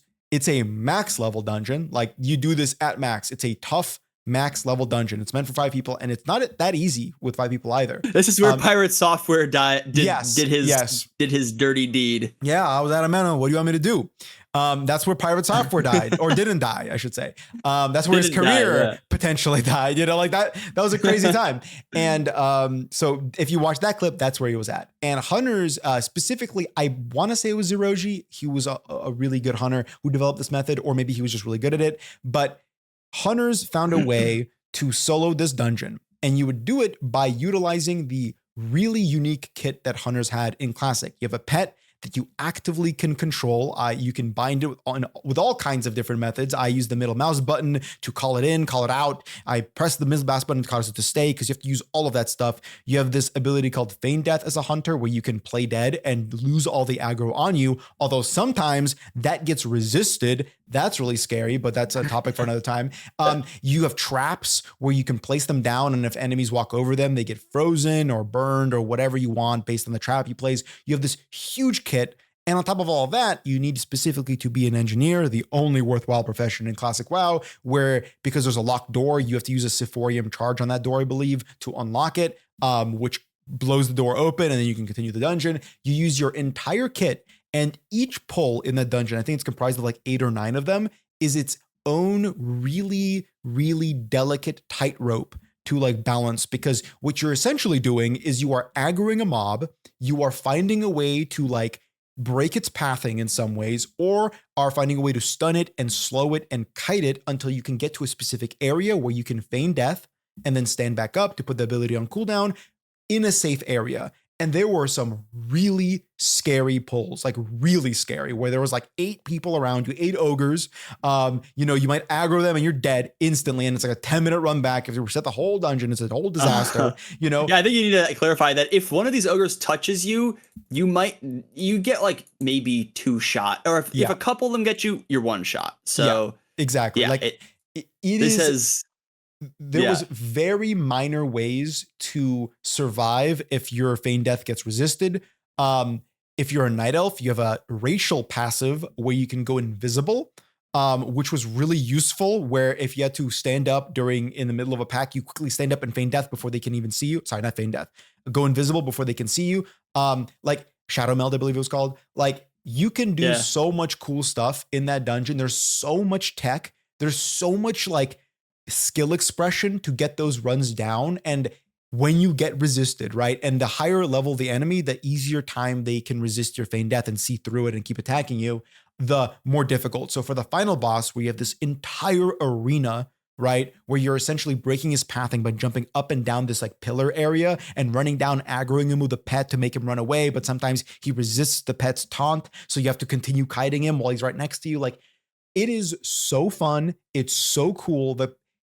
I did it for like, I want to say like probably over 100 hours. I made thousands of gold doing it, because the best part is not only do the items vendor for a lot, not only do you have these chests in the area that are all for yourself because you're alone in the dungeon that give you a lot of really high quality stuff, but this dungeon also gives a raid buff, or sorry, I should say a world buff that you could sell in the zone chat for people looking to raid that day. So you can sell that buff for like, I don't remember, like 15 gold, 20 gold, whatever it was. And because you've cleared the dungeon. And the coolest part, again, totally unintended, I'm sorry, this is a rant, is that when you kill the final boss, you can actually talk to one of the ogres there, and it makes every enemy in the dungeon not be aggroable anymore because you become like the ogre king or whatever, the ogre leader. So they all respect you now because you've killed the final boss. So with that, in the 3 tribute run, so now the people that join your party can run through the dungeon with no issue and get their buff and pay you.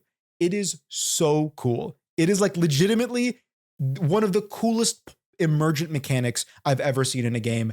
And it's like, totally, Blizzard will never be able to make that. Like, it's just so accidental, you know? Wait, this is so funny. The more you talk about this, the more I'm realizing that the sort of gameplay mechanics of this are probably one of the closest crossovers between WoW and RuneScape, because this is just the fight caves.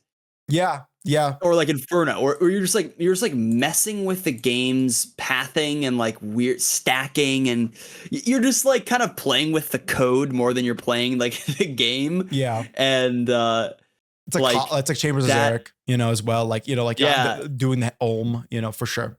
Yeah, totally. Anyway, that really occurred to me, and that's so funny that it's actually really similar to Chambers of Xeric now that I think about it. There's like a 0% chance that anybody who's listening to this is only a RuneScape player at this point, because we've been talking for like 2 hours about nothing but Classic WoW. But yeah, true. But yeah, for all the crossovers who are still interested. Anyway, well, I do want to. I like the comparison you brought there, because I agree with, I think a lot of old school RuneScape mechanic or a lot of old school RuneScape's bosses have emergence defining their mechanics. Like recently Yama, like all emergent mechanics, right? Like there's so much cool stuff there. Yeah. Chambers of Xeric is a very similar to Tributes in that like every single room, kind of like every single pull that I outlined earlier, has its own way to just completely break the fucking fight. You know what I mean? Like from doing the rope, the tightrope walk with the Phoenix amulet, you know, to like bug it out and cause them not to do any damage to it, and then resurrect and equip it quickly in one ticket, to causing the mutadial to get stuck on a wall so you can safe spot him, to finding a way to this, what is it, like the safe spot, the skeleton majors. Every room in Chambers of Xeric has its own weird little tech that gives it the skill expression, you know, that it's known for. Right. Totally. So what you're saying is yes to more than 2 professions? I know. I keep looking. I've been glancing at this list as we talked. You know, it's actually funny just to sort of when we're talking about sorry, what's going on? Can you hear me? Yeah, I can hear you. Oh no. Did we lose him?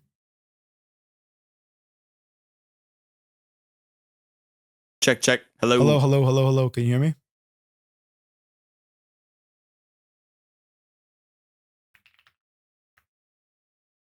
Oh, I can hear you. Yeah, I can hear you. I can't hear you. You can't hear me? Something weird just happened. Sorry, my internet froze for a sec. I'm just gonna restart the call. Sure. Hello. There we go. Okay, sorry. I don't know what happened there. No worries. Yeah, my cow killing just it froze for a second, and I was like, this is oh no. I have a feeling it's gonna be a problem. Just that when we were talking about like the new zone sort of conundrum of adding content and just kind of creating that like inverse bottleneck issue, that I looked and saw new zones was a 94% approval, and more quests in existing zones was a 92% approval. Yep. And yeah, I was like, okay, so yeah, that, you know, that definitely is going back to this sheet here. There's some Yeah, illuminating stuff. I actually would love to just sort of like speed run through a couple of these. Let's do it. Let's do a quick speed run. So world buff changes. I think we already talked about this in our previous episode. We talked about world buffs. Yeah, we can skip this topic for now. So just for the quick record, I love world buffs. I love them. I think the only thing they should change about them is adding the chrono boon to them. I had some other ideas with world buffs that we don't have to get into too deep with, but I love the idea of being able to like store world buffs in like a magical like prism and then sell them to people. Like that would be really, anyway, make a whole economy out of it. It's fun. But, I like that. Yeah. Because like that way you still have the ability to like, you know, not log off or have, you can still play the game. World buffs can be fun. If you could acquire them in a way that was more fun, I think that would be really fun. Like in a gameplay way. I think that would be a cool way to approach it. Yeah. I think there's ways for them. I love the idea of the community coming together and making a plan to give each other buffs. That is kind of not done in any game, really. And that's just so unique to Classic. I don't want that to be gone. I really don't. And as someone who played through TBC and a little bit of Wrath, the game feels so fucking empty in those games, like immediately empty in those games by comparison to Classic. So and those zones are smaller than the base world. So it's like, I am such a fervent defender of world buffs, for as annoying as they are, for as much as I hate having to log off after getting them. If I had to pick world buffs or no, even if they're the same bullshit that they are in the original Classic, I need that level of emergent connection and communality and agreement and an organization that defines the community of Classic WoW, right? That's what makes it what it is. So I think they need changes. I do think they need changes. I don't want them to be the same the way they are, but I want world buffs to continue. And I do want them to continue in raids too. Oh no, I think Josh is freezing again.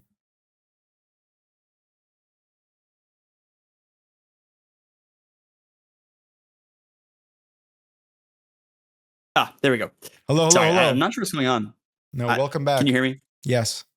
Yeah, that's weird. No, I okay. have Ethernet, so I'm not sure Wi-Fi. Anyway, I know your stance on world buffs. I think that they have some really fun stuff to them. I could see them being implemented in a way that people like, for sure. And if they didn't change that much, I wouldn't be that mad. Yeah, my whole thing is that they should change, but I don't want them to only be overworld. I think they need to have, because if they're just overworld buffs, and if the overworld is just stays what it is, I don't think anyone would care about them. I think the reason people care about them is because there's a community of people that want to perform well in raids, and they help that. And as I said earlier, I don't think raids should be the hardest content in the world where you prove yourself, you prove your mettle. They should be places where you can chill out, have fun, or do the speedrunning stuff. That's fine too. So they should have changes to world buffs, but they shouldn't be removed, in my opinion. That's my take on them. Sorry, that's already way longer than we planned to do with the individual stuff. What's it? Flying mounts. Rework over removal. I think that's just in reference. It took me a second to understand what that meant. I think that's just in reference to world buffs. Oh, okay, got it. Because they voted for removing flying them mounts, from raids. I see. Yeah. Flying mounts, obviously no, in my opinion. Just a big obviously no. I just don't think it works. Yeah. Transmog, even more of an obvious no for me for transmog. I'm happy this failed. I know we talked about it. Yeah. I think that maybe there could be like some things that have a transmog to them, like a one item that lets you like overwrite your something with a something. I don't know. I guess it's more just like cosmetics. You know what I mean? If there's any level of overrides happening in Classic, I would want them to do what RuneScape does, where individual items can be augmented to be cooler based on achievement, like ornament kits. Right. I think that's the best thing. Yeah, that's the coolest thing, right? Like you get your 4 whatever TOA done, and you get your Fang ornament kit to make your Temekin's Fang. What the hell? That's not what it's called. Osmumten's Fang. Yeah. Oh my God. The Osmumten's Fang, even cooler looking. Like that's the kind of stuff I want in WoW. Like imagine if you could upgrade your Hand of Ragnaros in some way to make it look even spikier. Like stuff like that could be cool for overrides. I don't want anything.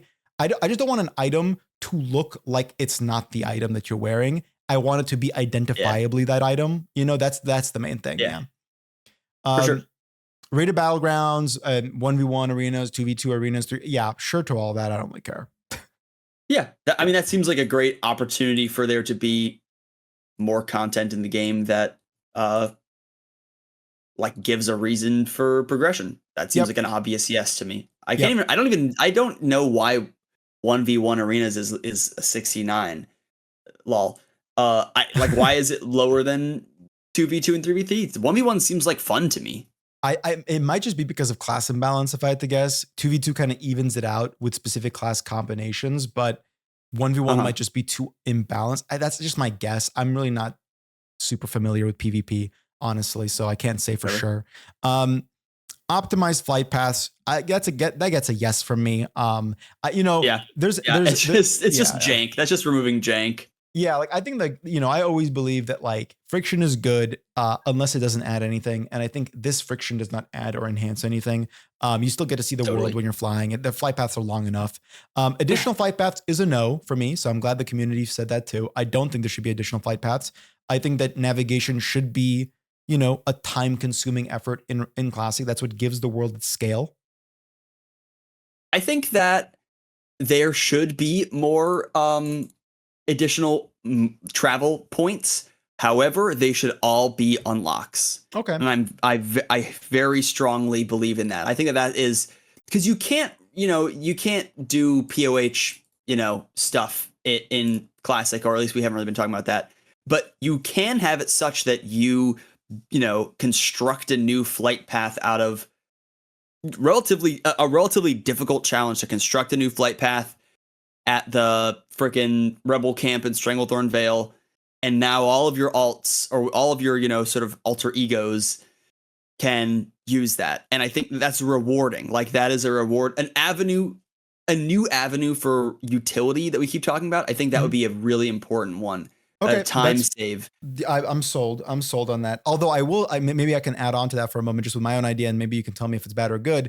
Is what I would rather, what I would have personally is I would love it if could be more points of travel, but they're not necessarily flight paths, where essentially it's like different methods of travel that you can that maybe aren't easy to discover or might be unlocked over time, but like you have to be conscious of their existence to utilize. So like imagine like a fucking, I don't know, a hidden railway in Gnomergan that takes you across the world. And the only way to unlock that hidden railway is by completing Gnomergan, getting the Platinum Punch card and using it on the little doorway that opens up access to this railway. And now you know that railway is there. So instead of flying over to the other side of the map, taking a boat to the other side of the map, then take another flight path over to the zone you want to go, you could just go to Gnomergan, which is a shorter flight path, or Ironforge, run to Gnomergan, which is a shorter run, and then take this railway and immediately get to where you want to be. So like that kind of like Totally.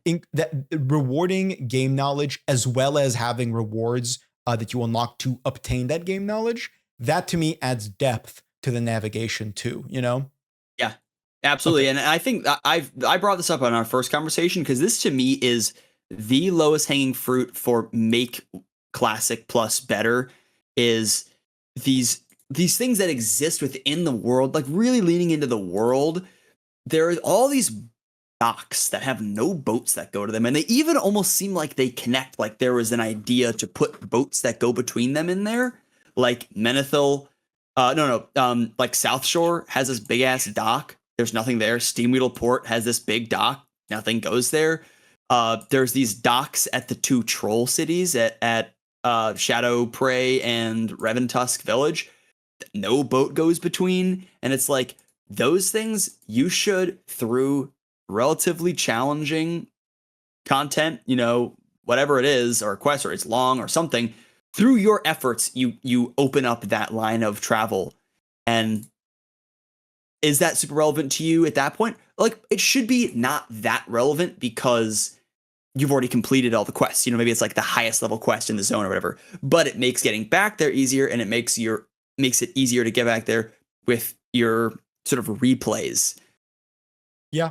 It helps emphasize that like sort of evergreen leveling experience that I'm really set on. Yeah, I always support, as you know, I always support more unlocks, specifically utility-driven unlocks. And then on top of all of that, I support adding depth to the management elements, right? Like adding more consideration that you take based on what you have and have it unlocked. That would be really, really cool to me. So yeah, I think we're on the same. Yeah. Yeah. So one second. I'm sorry. My girlfriend's So then it was like summoning stones was next, which is, very much in line with this. I think summoning stones do completely go against what we're talking about here, where it's like, oh, just here's like this generic utility everybody can use, and there's no unlock to it, there's no gameplay to it. It's just like things just blanket take less time, and it's like that's not gonna make a better game. Yeah, exactly. It's that adds quality of life, but it reduces, I think, the value of the world. So the immediate thing is no summoning stones. If they do want to add ways of adding more convenient travel, that's down based on the ideas we just had. Or fuck, I don't know. Like, man, I'm forgetting what professions existed in Classic. There was a reagent-driven profession, I believe. I'm forgetting what it was. But regardless, alchemy, yeah, maybe you could create like a fucking alchemist's, like a unique alchemist's portal stone that requires really expensive materials that you can chuck down. It opens up a giant portal for your whole party to step through for only like 30 seconds. Like stuff like that, I think gives more value to professions. It gives more value to unique individual items that are flavorful and fun without just adding like now everyone gets to ignore the world, Yeah, totally. Yeah, just if you're gonna save time, make it like a meaningful utility upgrade that's something to work towards, and not just like, okay, there's less time, because then it's actually not less time in that way. It's actually it very much in a very very like RuneScape like agility skill way. It's actually more time to save time.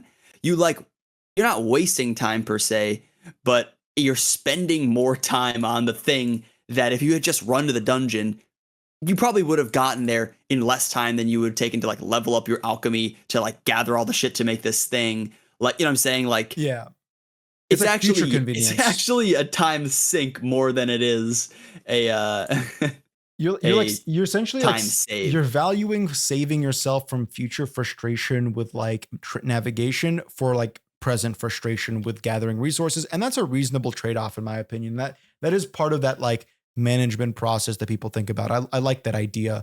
Lower mana cost buffs. I don't know. I need to like, that's a very vague thing to me. Like that could be really bad or really good depending. Guild bank.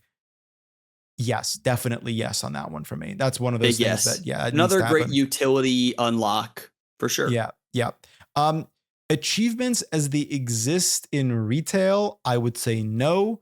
I would rather have achievements be something like what the collection log serves as in old school, or even as combat achievements serve in old school, where there needs to be like an actual utility provided through the collection of them. I just don't like cosmetic systems that only function as cosmetic systems. I always like integration with the game more than that. I don't want my game to just be chasing pixels. I want those pixels to have like an immediate effect on my gameplay. So if they were to add achievements, I would want like achievement hunters to gain more than just a cosmetic out of that, or nothing out of that, or a title out of that. I would rather have like every 1,000 achievement points, you get something cool out of that, right? You get like it could be something as simple as like a tabard, like a unique achievement tabard that gives you some kind of utility when you're wearing it. Maybe you can access like a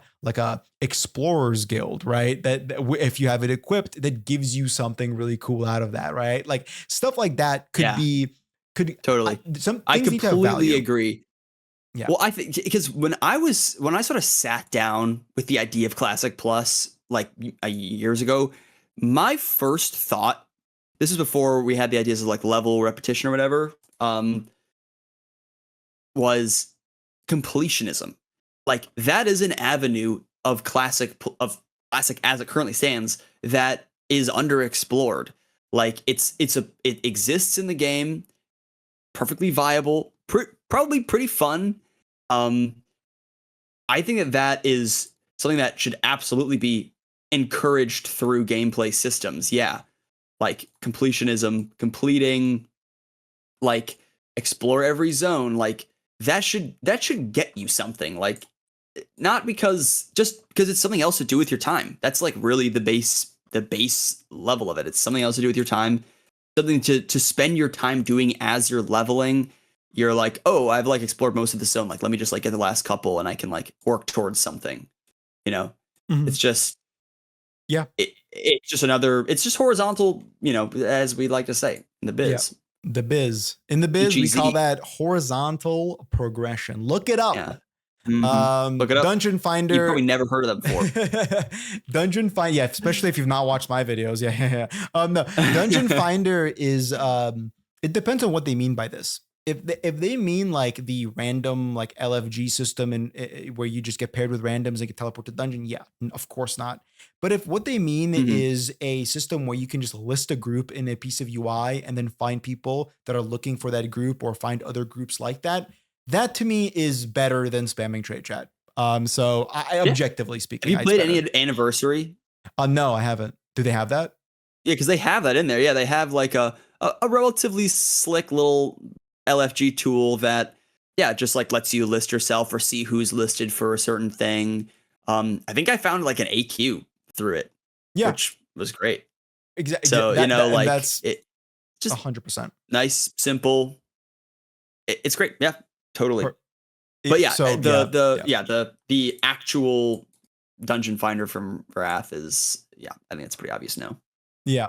Minor class changes balancing. I mean, yeah, again, that's just vague. It depends what that means.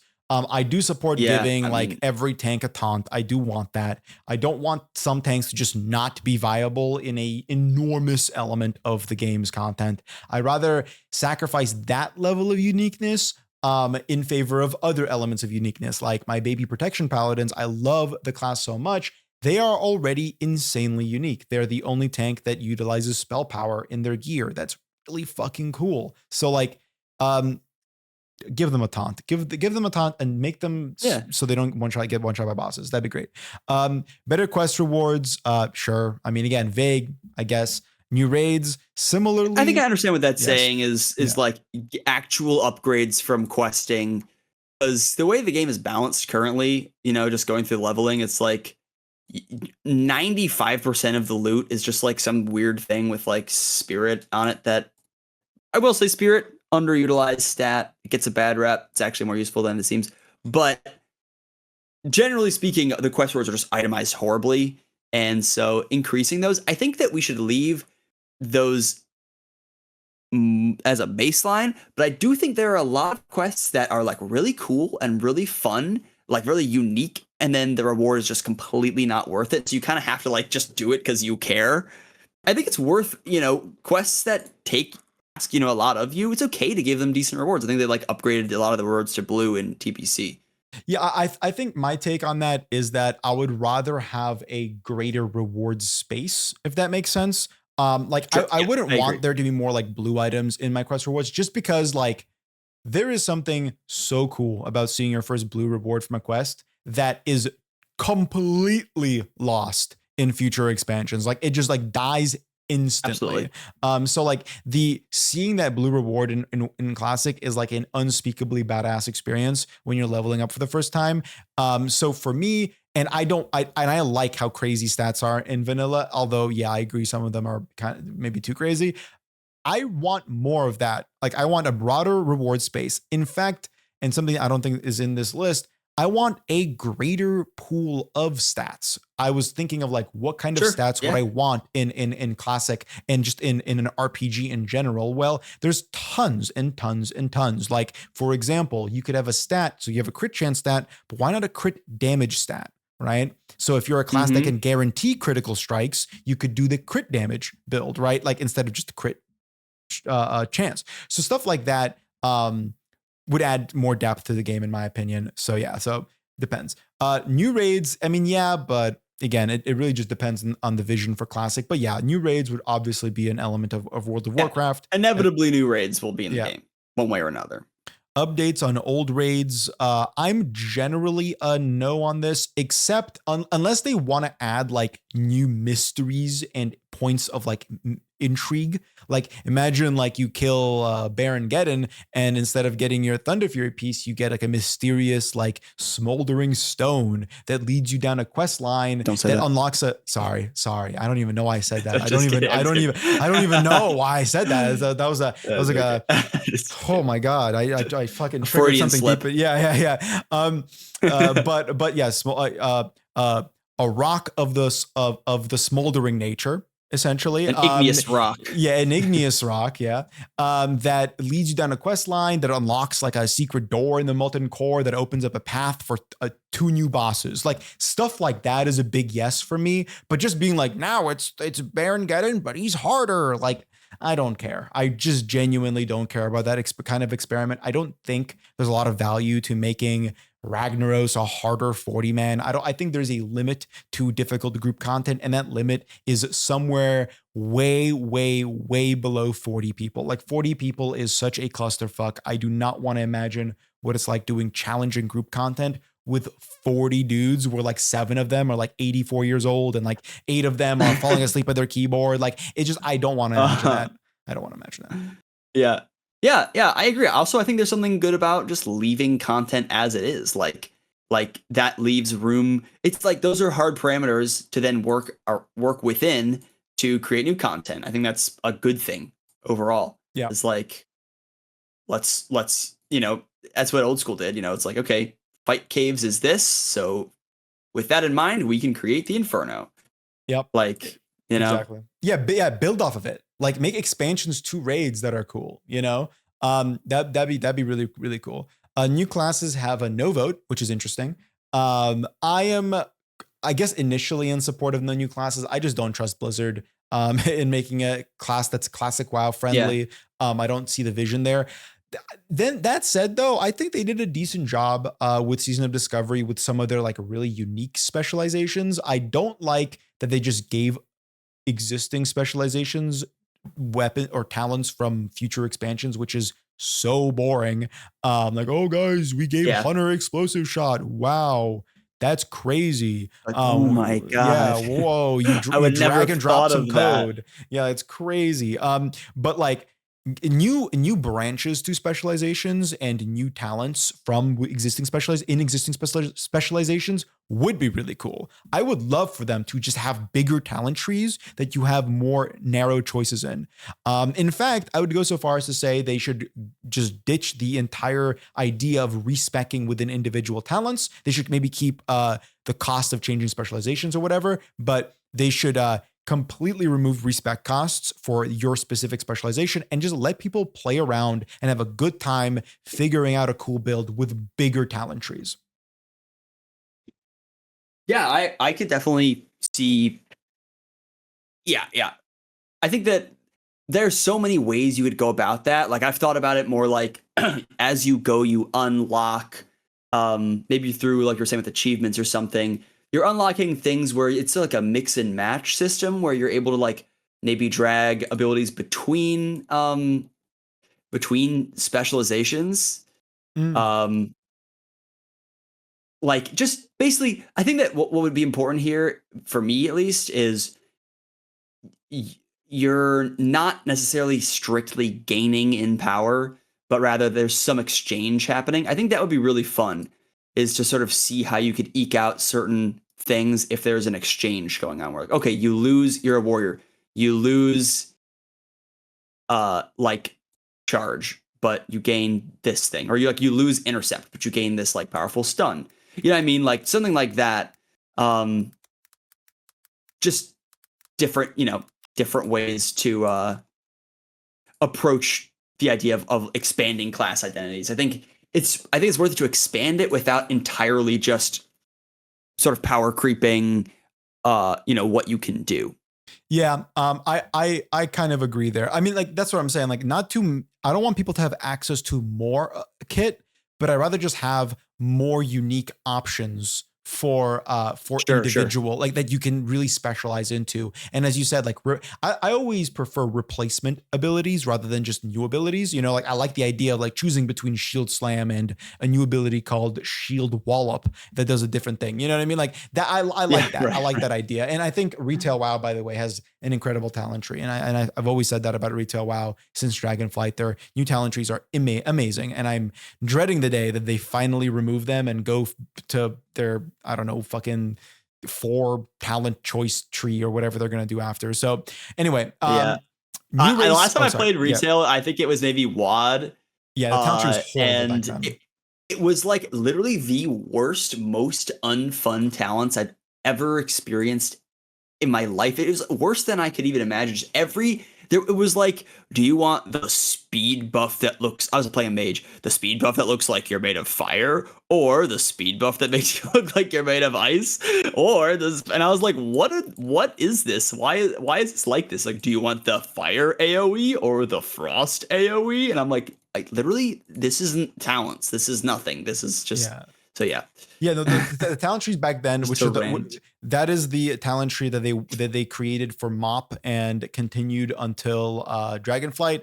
It was horrible. I played a bit of MOP when it came out like a couple months ago. Then I looked at the talent tree and I go, oh yeah, this is why I hated this. And then I stopped because fucking hell, dude, that talent tree Yeah. is miserable, like genuinely so bad. So what they did with it today with Dragonflight is so incredible. Like genuinely, so it's probably my favorite talent tree of any game I've played. And it's, again, as much as I critical, people know I am super critical of retail. So when I say something like that, I really mean it. Right. So, yeah. I was yeah. surprised to hear that. Yeah, exactly. New races. People voted no. I'm like, I do not care that much about this. I rather have the artists work on other stuff, I guess. I just don't care. Oh, guys, we're adding ogres. Like, okay, great. Maybe later. I think that if you did go down this path where you're sort of like re-rolling within the same character, the idea that there are new combinations available that weren't before could be cool. Yeah. If there's depth there, then I'm always for that. New race class combos. People voted yes on this. I would vote no on this personally. I think it's fine as it is. Yeah. I like the idea of races being locked. Raid wide buffs. Same. Yes. I would say yes to this too. I think as much as it's kind of like a quality of life change, and I've been voting no on those. I am generally pro stuff like this. I don't think there's a lot of depth or value to healers needing to click through 39 raid frames to apply a buff to them. I don't think there's value to that. And raid wide buffs. Maybe there's a raid wide buff spell that just drains all your mana and casts a spell one time, like stuff like that. Sure. Or maybe, I mean, also make it an unlock. And I think that if it's something that if it's like, here's a QLL thing we want, I'm just like, just make it an unlock. Yep. Easy way to make it feel like it's part of the game. Yeah, for sure. I completely agree with that. Remove racial traits. People voted no. I agree. Racial traits are really important. I want to clarify. I mean that in the scope of World of Warcraft. And just, keep the races. I'm just gonna, yes to this. So you know what we mean. Yeah. Modernize, diminishing. I think it means diminishing returns. Diminishing returns. Yeah. So that's a very specific system where, like, when you sap someone as a rogue, it like gradually becomes a much shorter duration. So first it's like 60 seconds, then it's like 30, then it's 15, then it's 7, then it's 3, and in Classic, it was very punishing where a rogue can just keep you sapped forever. They changed that in TBC. I guess there is something annoying about just being perma-sheeped as a point of griefing. So yeah, maybe they can change that, I guess. I have no strong feelings though. Yeah, that seems fine. Yeah. That seems like a engine thing more than anything else. Remove weapon skill. So I actually have been thinking about weapon skill a little bit. Do you want to summarize for our viewers what weapon skill is? Weapon skill is simultaneously the least present and most important thing in the entire game. Yeah. Weapon skill is like, it's like in RuneScape where you have an attack level for each different type of weapon that levels up on its own. And given that WoW is not a particularly grindy game, people find it really annoying to be like, oh, I just got this sweet new like and now my attack level is 1, so I can't hit at all. Awesome. I'll just miss for like 25 minutes, and then I'll be ready to use my axe. Yeah. So you want to hear my pitch for weapon skill? Yeah. I think the current way it works is stupid. I actually agree with that. I think it's dumb. I don't think it's fun. I don't think it adds depth. I think the only thing weapon skill does is it like adds the smallest possible amount of immersion, but not even that much. To me, Right. this is what they should do with weapon skill. They should actually make it a cool and deep and maybe somewhat deep system that actually feels rewarding to level up. So I would nix the entire concept of missing everything all the time until you're at your appropriate level, and there's different level brackets for every level of mob. Nix all of that bullshit, because it's essentially it's 5 weapon skill per level of enemies. So like at level 30, you're going to be missing very consistently against enemies that are until you're 150 weapon skill. That's the scaling system. So it's essentially times 5. So 60, it's 300. That's the cap for classic, I believe. So instead of all that bullshit, I would make it. This is a big pitch, so get ready. I would make it so weapon skill grants you weapon specific abilities. And what those are, TBD. But there is space there to do something very interesting. So like imagine you have a spear, a polearm, I should say. That's what they're called in World of Warcraft, where at every 50 weapon skill levels, and maybe we can make those a little bit harder to train because your accuracy's not fucked anymore. So now it takes a while of spear using to get every 50 level increment to unlock a spear specific ability that could give some really cool utility for people that use that weapon type. So maybe imagine one of the spear spells is you throw the spear on like a chain, and then you drag yourself to the location. So it's like a bit of a movement ability, and you can drag yourself up mountains or something. Yeah. Or it's like a little like a mini death grip or something like that. Or even like a grapple hook that you go to instead of they go to you, and maybe it even works on terrain. So you could crawl up mountains this way. Like I don't know, like they could do some really wacky stuff with that. Also, I mean, it's another great example of like something else you could spend your time on. If that did exist, there could be like specific, weapon training, maybe like I hesitate to use the word mini game, but like where it's like, oh, like let me go to like the spear trainer and he'll like have this spear training little challenge for me. It's again solo content. It's just something to do on your own. Maybe it's instanced. Yeah. And that would let you level up your spear stat. We'll keep using spear as if that's a thing. Whatever. Your axe ability, faster than you would out in the world. It's not going to give you a whole lot of XP. It's not leveling, but it's something that sort of horizontally contributes to your journey. Exactly. I think focusing these abilities on shoring up the weak spots of some weapons, right? Because right now in Classic is just dictated by a very strict meta. You're either a dagger rogue or sword rogue. You don't only use axes. You know what I mean? Like, so maybe giving axes a unique ability where sometimes they would be useful. That would be a cool way to itemize and add depth to the itemization where there's niche use cases depending on your weapon skill, your access to those specific weapon traits and abilities alongside like, your specialization. That would just add a lot of depth to the game if done well. And you're suddenly thinking about more than just swords as a warrior, for example, right? Like you could do some really cool stuff with that. And I'm like, I randomly came up with this idea pretty recently, and I'm like, I kind of want to see it happen now. So we can move on. Shaman tank. The amount I don't care about this kind of stuff, it ceases to amaze me. I don't know if you have anything to say about that. Okay, I tanked. Let's see, Wailing Caverns, Shadowfang Keep, BFD, RFK. I think that might have been it. Maybe library, SM Lib. All on my Shaman tank. This most recent run through had a blast. You can do it, like in raids. No, probably if you really wanted to make them a tank in raids, like just like whatever. Sure, maybe I don't know.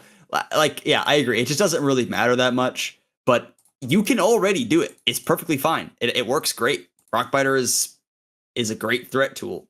Yeah, I would Go say nuts. like make the game like worth playing before considering drastic changes to like well established and classes that already have really strong niche utility. You know what I mean? Like shamans are already very strong. Make the game good, and then we can talk about shaman tanks. That's kind of my my take on the matter. Yeah, yeah, agreed. And If there's a great system that somehow fit into, cool. Like maybe shaman tank is viable if you have this, like level stacking thing where it's like, okay, if you level a warrior first, then your shaman can be a tank Yeah, because it has yeah. this weird passive buff where whatever. Like, what I'm saying? Like, yeah, exactly. if there was a system that fit into. I have the same thoughts about Horde Pally aligned shaman stuff. Realistically, I wouldn't mind this. It just gives me more of a class to play because I like shamans. I love paladins. So like I wouldn't mind this. I'm not like die hard on it, but I wouldn't mind it. I wouldn't mind this. Be fine. Undead Yeah. paladin would be cool. Undead paladin would be sick. Instant mail, that's just a yes for me. I don't see any issue with anything like That's this. an anniversary. Works Yeah. totally fine. Has not caused any problems. I would apply the same with barbers. I think barbers are good. Make people able to change their appearance whenever they want. Mounts at level 20. I'm glad this failed. Fuck that. I would never want that ever. I think the whole That's point is that so you're slow. antithetical to everything. Yeah, definitely. Remove combat add-ons. Yes. Immediate yes. I hate combat add-ons. I'm glad that retail, I don't know if you're aware of this, but retail is removing combat add-ons in the next expansion. They're just gutting them entirely. And I Is that like yeah. like DBM, like Yep. things that tell you when weak to move and auras, stuff? DBM, any rotational assistance, although obviously retail already has a single button rotation, but like, yeah, they're removing all of those things. They're just keeping aesthetic add-ons like UI add-ons and stuff, but they are gutting all like game packet. I think they're called packet reading add-ons. So you can never ever use those. They're just adding a lot of those things standard in the game. Like for example, being able to track boss attack timers and stuff and cooldown timers and stuff. But like they are not having like stuff like weak auras that like solve boss mechanics for you and stuff. Sure. Yeah, that seems, I mean, to your point of it not really supposed to be all that challenging, I think that this is probably a good place to start. And then if for some reason things are too hard or like, I don't know. Yeah, I think it's probably a good place to start. Yeah, I just don't think they have a place, especially not in Classic, especially not in Classic. Like the little mechanics that there are should be something people consider. New zones, I mean, again, yes, with caveats, obviously, for sure. We've already talked about that. Flex rating, are you aware what that is? It's like a very wow term like thing. It's scaling, right? It's a difficulty scales how many people you bring. Yeah, exactly. No for me, 100% no for me. I scaling raids. I know you hate scaling. I hate all scaling, and scaling raids are like good in theory, but in practice they're a disaster. There's a reason why mythic raids in retail do not scale, but everything else does, is because balancing them is a fucking nightmare. And there's always like optimal sizes and all that kind of stuff. And with how simple Classic WoW is, that's going to become the meta, even for people where it doesn't need to be. You know what I mean? So like, I don't want that. Totally. Yeah. That's a great way to put it. Yeah. I think that just to add one drop of nuance, that if they made a piece of content that was built with that in mind, I think that'll be okay. Yeah. If they were like, this is content made to be done with any size of, group, like, you could solo it, you could, I think that'd be fine. I'm like, I don't like using this argument a lot, but like, I'm a very much a slippery slope, Andy, when it comes to any kind of scaling, where like Blizzard uses this tool so liberally in literally every game they use it. It's so annoying. They destroyed Diablo.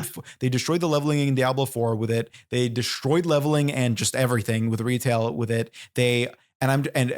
Every one of their games with PvE for some reason has this scaling issue, and it's just like, stop, please. Like how annoying it is. Oh my God. Like where you're in the overworld and like two guys run past your mob and hit it one time and its health balloons to 4 times. and you're just like, well, fuck me, I guess, or like you're okay, the world boss starts and you have 10 people and then like 40 more people join. And like now the world boss is going to take you 25 minutes to kill. And you're like, oh my God, like I hate it. Just like if it's too easy because there's too many people, that's cool. You have a lot of people, you can nuke a piece of content. Great. Design things with bigger groups in mind and then make them, tuned around that. Like, I don't know. That's my take on it. Heroic dungeons. What are your thoughts on that? I think that your point about it's not supposed to be that challenging, like group content in WoW. I mean, I feel like when we talk about this, we're very like hyper progressive saying that. Like it's sort of acknowledging the elephant in the room of like, it's not hard. It's not supposed to be hard. Let it be what it is. I think heroic dungeons, like probably fine, but like sort of leaning on that as the thing that defines, Classic Plus, doesn't feel like it is a winning formula. Yeah, I have strong feelings about this. I think that no to heroic dungeons, because what heroic dungeons are, for people that aren't aware, is they are scaled content. So I already used the S word. They are an existing piece of content that has maybe new mechanics and its HP scaled up, its damage scaled up to be harder, more challenging. And in theory, that's good, right? Like imagine hard mode TOB versus normal mode TOB in RuneScape, right?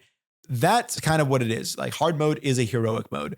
The issue to me is that I hate the way Blizzard does scaled content, and I hate the way Blizzard does heroic and all the different difficulties, because what they do, and they didn't do this initially in TBC and in Wrath, but they started doing it after Cataclysm. So damn well they're going to do it in Classic if they can, because that's how they are taught to design the game now. But like, instead of just like, so back in TBC, when they added heroic dungeons, the heroic dungeon experience had completely unique itemization to it. Like the bosses dropped totally different stuff, like just totally different. And that's what made it fun and interesting. You had a different loot pool to look forward to. But then in Cataclysm and in the end of Wrath, they just changed that to just be scaled items. So your green sword with 10 stamina and 10 strength would become a blue sword with 12 stamina and 12 strength, but it's the same sword.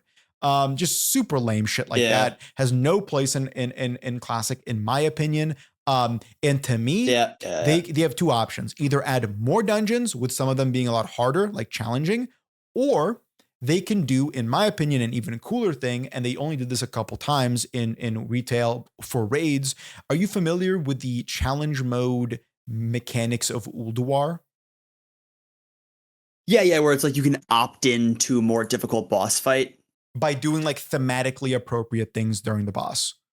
Yeah, like yeah. That, and that also to it's me is not really like cool. a different instance or just like a setting. It's like you're actually literally doing something. Yeah, it's like super diegetic. So for people that aren't aware, there was one raid where Blizzard randomly decided to put like 3 times more effort into it than any other raid. And they added this like challenge mode element to it, where certain boss fights, you could do unique like gameplay elements during that boss fight that would activate a challenge mode, that if you down it with all the unique mechanics that would start, you would gain a unique loot pool from it that is better than the standard one because it's harder. And it's just really cool. Like, for example, one of the bosses has this like TOA Warden-esque mechanic where his heart pops out of his chest. You have to DPS down the heart.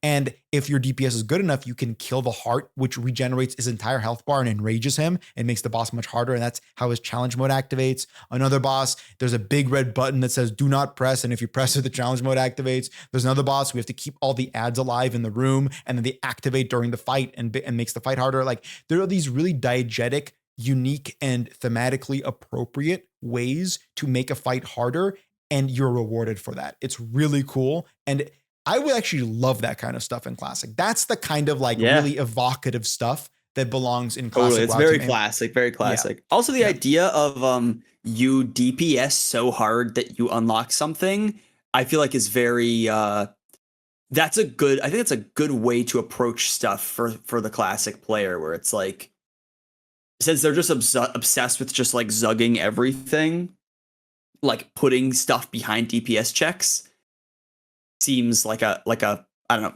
seems like a way that would go over well and Yep. be like fun for people. 100% agreed with that.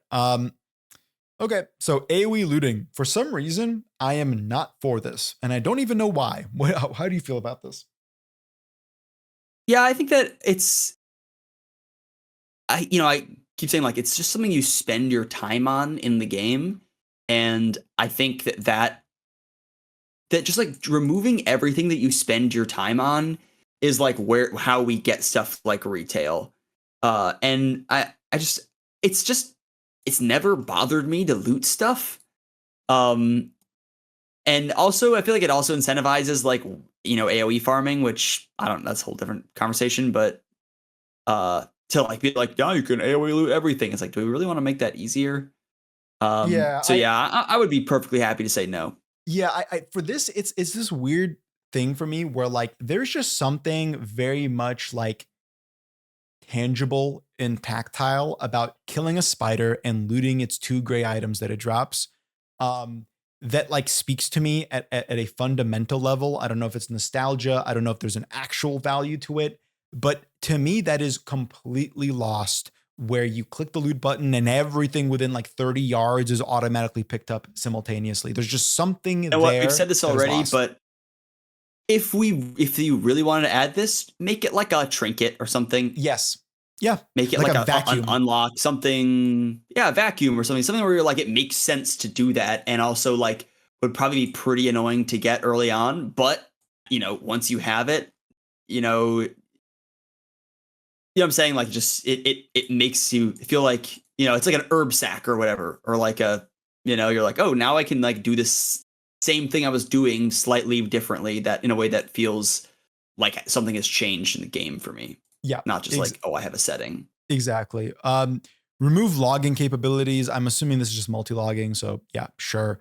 Do you have anything to add to that? I feel like no. Honestly, I have no takes on that. Yeah. I don't really know enough about it to talk about it. Proximity chat. I actually want proximity chat, and my mind changed on this. New World has proximity chat, and it's really fun and it's really funny. New World has this profession where you can make instruments and play them, and it's like this Guitar Hero esque like performance you can do that is a full song. And if you do it well, you buff people around you based on how well you do it, and they can throw tips at you to pay you for doing the buff well in like a major city. And there's just something really like quaint and charming and cute about that. And I feel like classic WoW would be the place to do that really well. Yeah. So I actually would want. That's fun. That just proximity sounds voice chat. like a fun video game. What you're describing, like above all the systems and whatever, it's just like that sounds like a fun video game. I'm also just like pro proximity chat in general. I think it's really fun. I've been playing this game called Arc Raiders recently, and it's a PvPvE survival extraction game.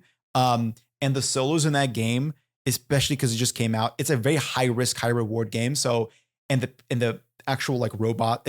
Are you aware of what an extraction shooter is?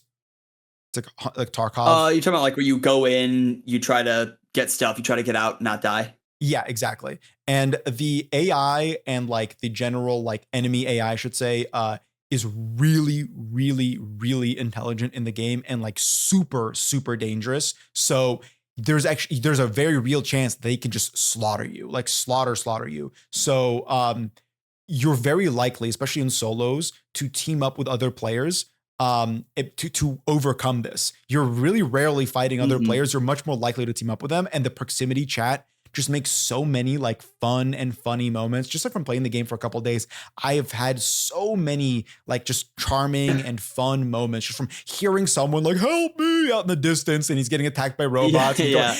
Just so much cool stuff. Yeah. And I think classic WoW more or less is a place to do something like that with. It could happen. More spirit healers. I don't care. Maybe I would. Same deal with this. the flight paths. Yeah.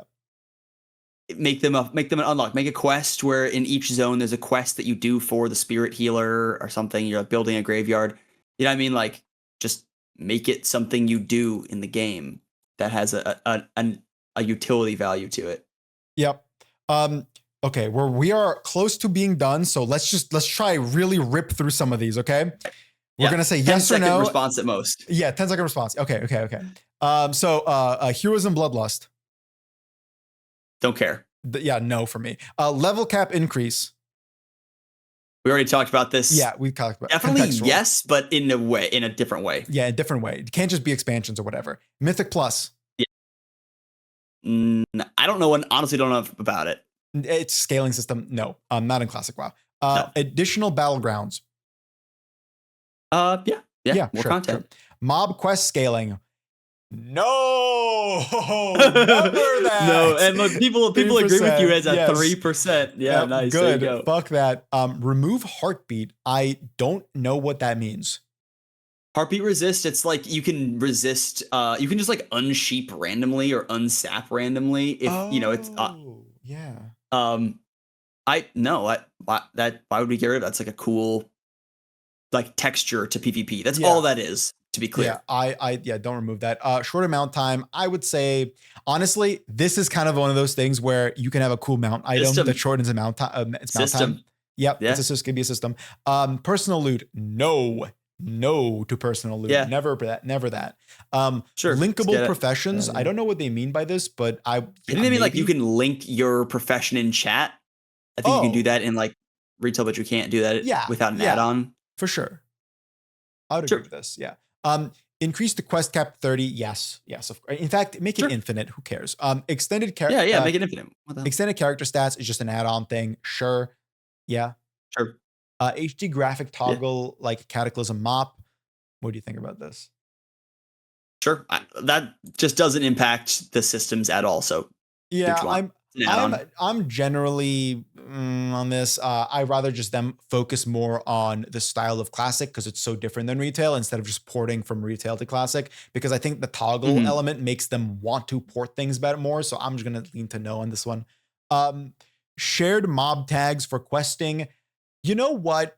People said no to this. I don't think I would care that much if they added this. I don't know if I would. Maybe if it's maybe shared mob tags for like quest specific bosses more than anything, I wouldn't mind. Sure. Because, yeah. I personally wouldn't mind that though. Toggle on XP, off XP if you want to be like a twink or whatever. That's fine, I guess. There's actually a really interesting conversation there to be had that we can't have with the amount of time we have left. We're around like bracketed gameplay and like what you can do with that. That I think there's something really fun there. We'll put a pin in that then. Yeah. When we do this again, for a third time, we'll run it back. Shared mob drops for questing. No. I mean, unless they're in your group, I would say yes if they're in your group. No if they're not. I assume it's a group question because it's, I don't know if I played with my friend back in the day, and we still to this day talk about the bloodless mountain lions of the Hillsbred foothills. You will never get their blood. Like if there's one of you, maybe two of you, just forget about it. Yeah. I could see this being in the game. I could see this being in there. Yeah, I would want this. I want more incentive to group quest with people, and Classic WoW does have some annoying friction with that doesn't add to anything in my opinion. Focus targeting, I wouldn't mind this either, to be honest. It's just a UI element that helps you focus more. I'm okay with making the UI a bit more approachable. Remove 1% miss when hit capped. Again, I just don't really care about this personally. I think it's maybe in PvP don't remove it, but in PvE, I feel like you could remove it for sure. What do you feel about that? I don't. That's why are we even talking about that? That feels super random. Yeah, nameplate range 40 versus 20. Who cares? Same, right? UI. Jewel crafting as a profession, yes, but it should do way more than just rings and amulets, in my opinion. It needs to be like way cooler than just that. So the next one, talk about vague horizontal gear progression. That's a whole video. That's an entire video. So we'll have to put a pin on that. Yes, but I don't really think it's possible in the vision that people have for Classic WoW. That's all I'll say about that. What do you have to say about that? Yeah, same. Yeah, I think that you would need to do a lot of things we're talking about, creating systems, more stats, so on and so forth. Yeah. Enchanting vellums, that's just items that give enchants to you instead of having to contact people for enchants. I'd rather have it to have to contact people to enchant for you. I think that's good, in my opinion. Fine. Yeah, sure. Glyphs, they're just a system from like a Wrath, I think is when they added, that gives you like buffs to certain abilities. I don't think it's necessary if they add other stuff to the game.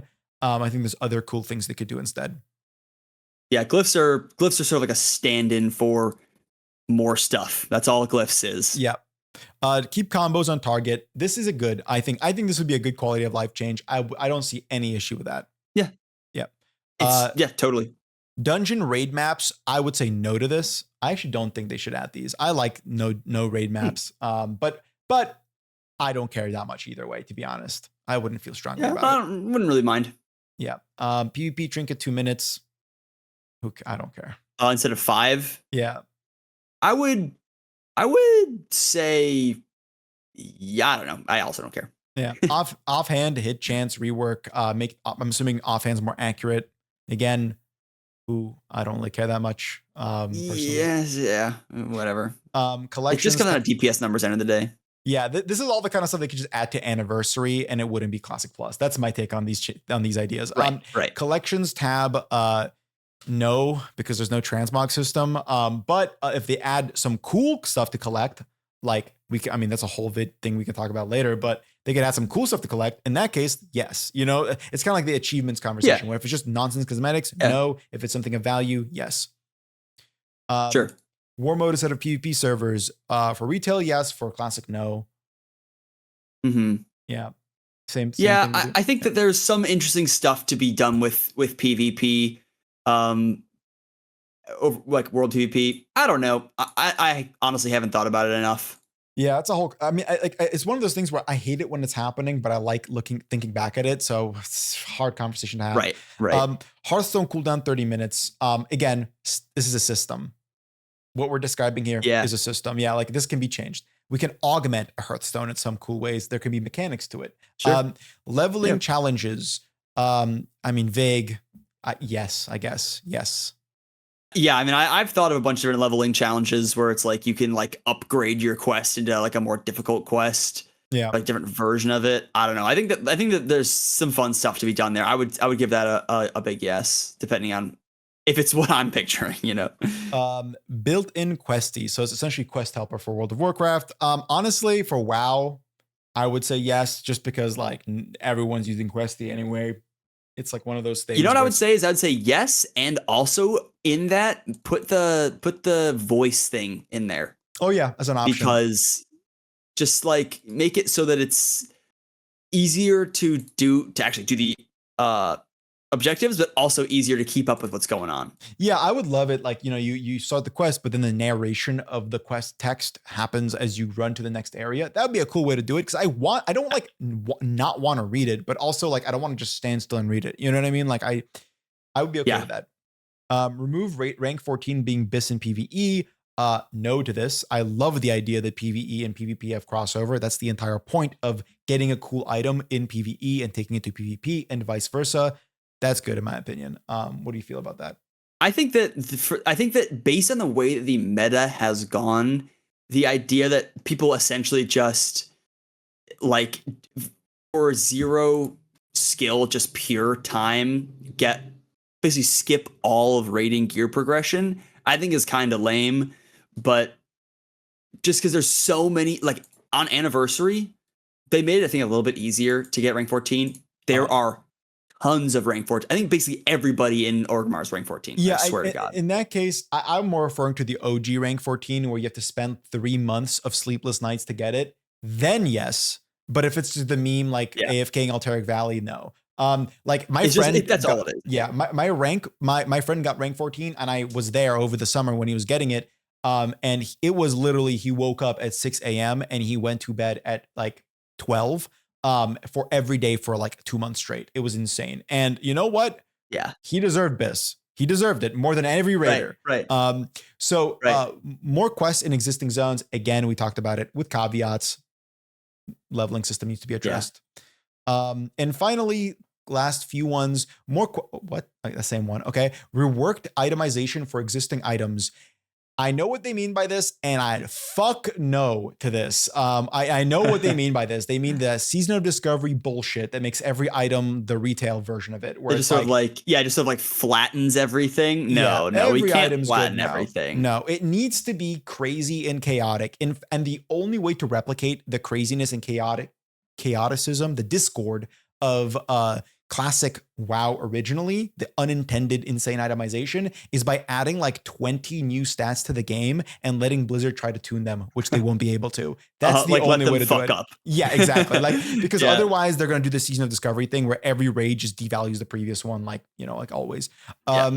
Entire new specs. Again, it's one of those things where maybe eventually, but make a good game first. That's my take on that. Mm-hmm. You agree. More class specific quests added. Yes to this. Yes.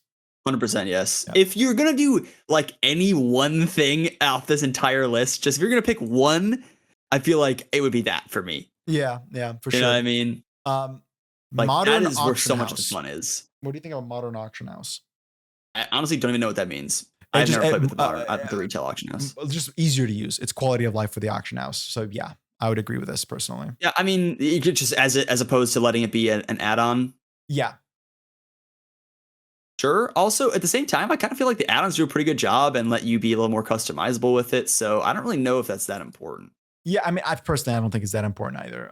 It's like, yes, if they want to do it, I don't care that much. Solo challenges like Major Tower, we already talked about this, so we can skip this question. Account-wide attunements.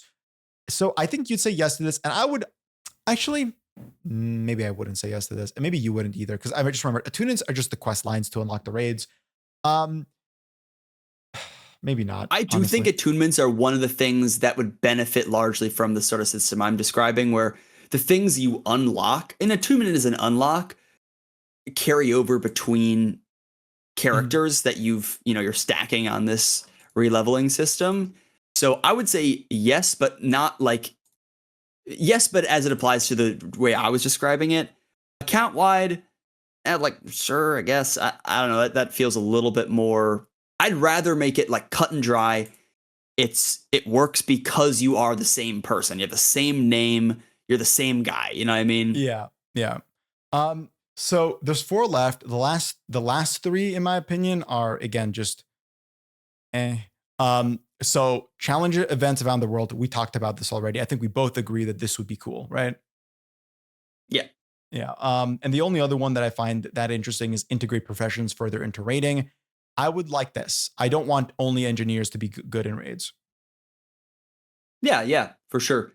I mean, cool. I feel like we need a little more interesting than like battle drums or whatever, where it's like, here's one item that is just like a numeric increase to your DPS for like your group. To me, professions just need to full rework, boring. In my opinion, in Classic WoW. They need to just fully rework professions.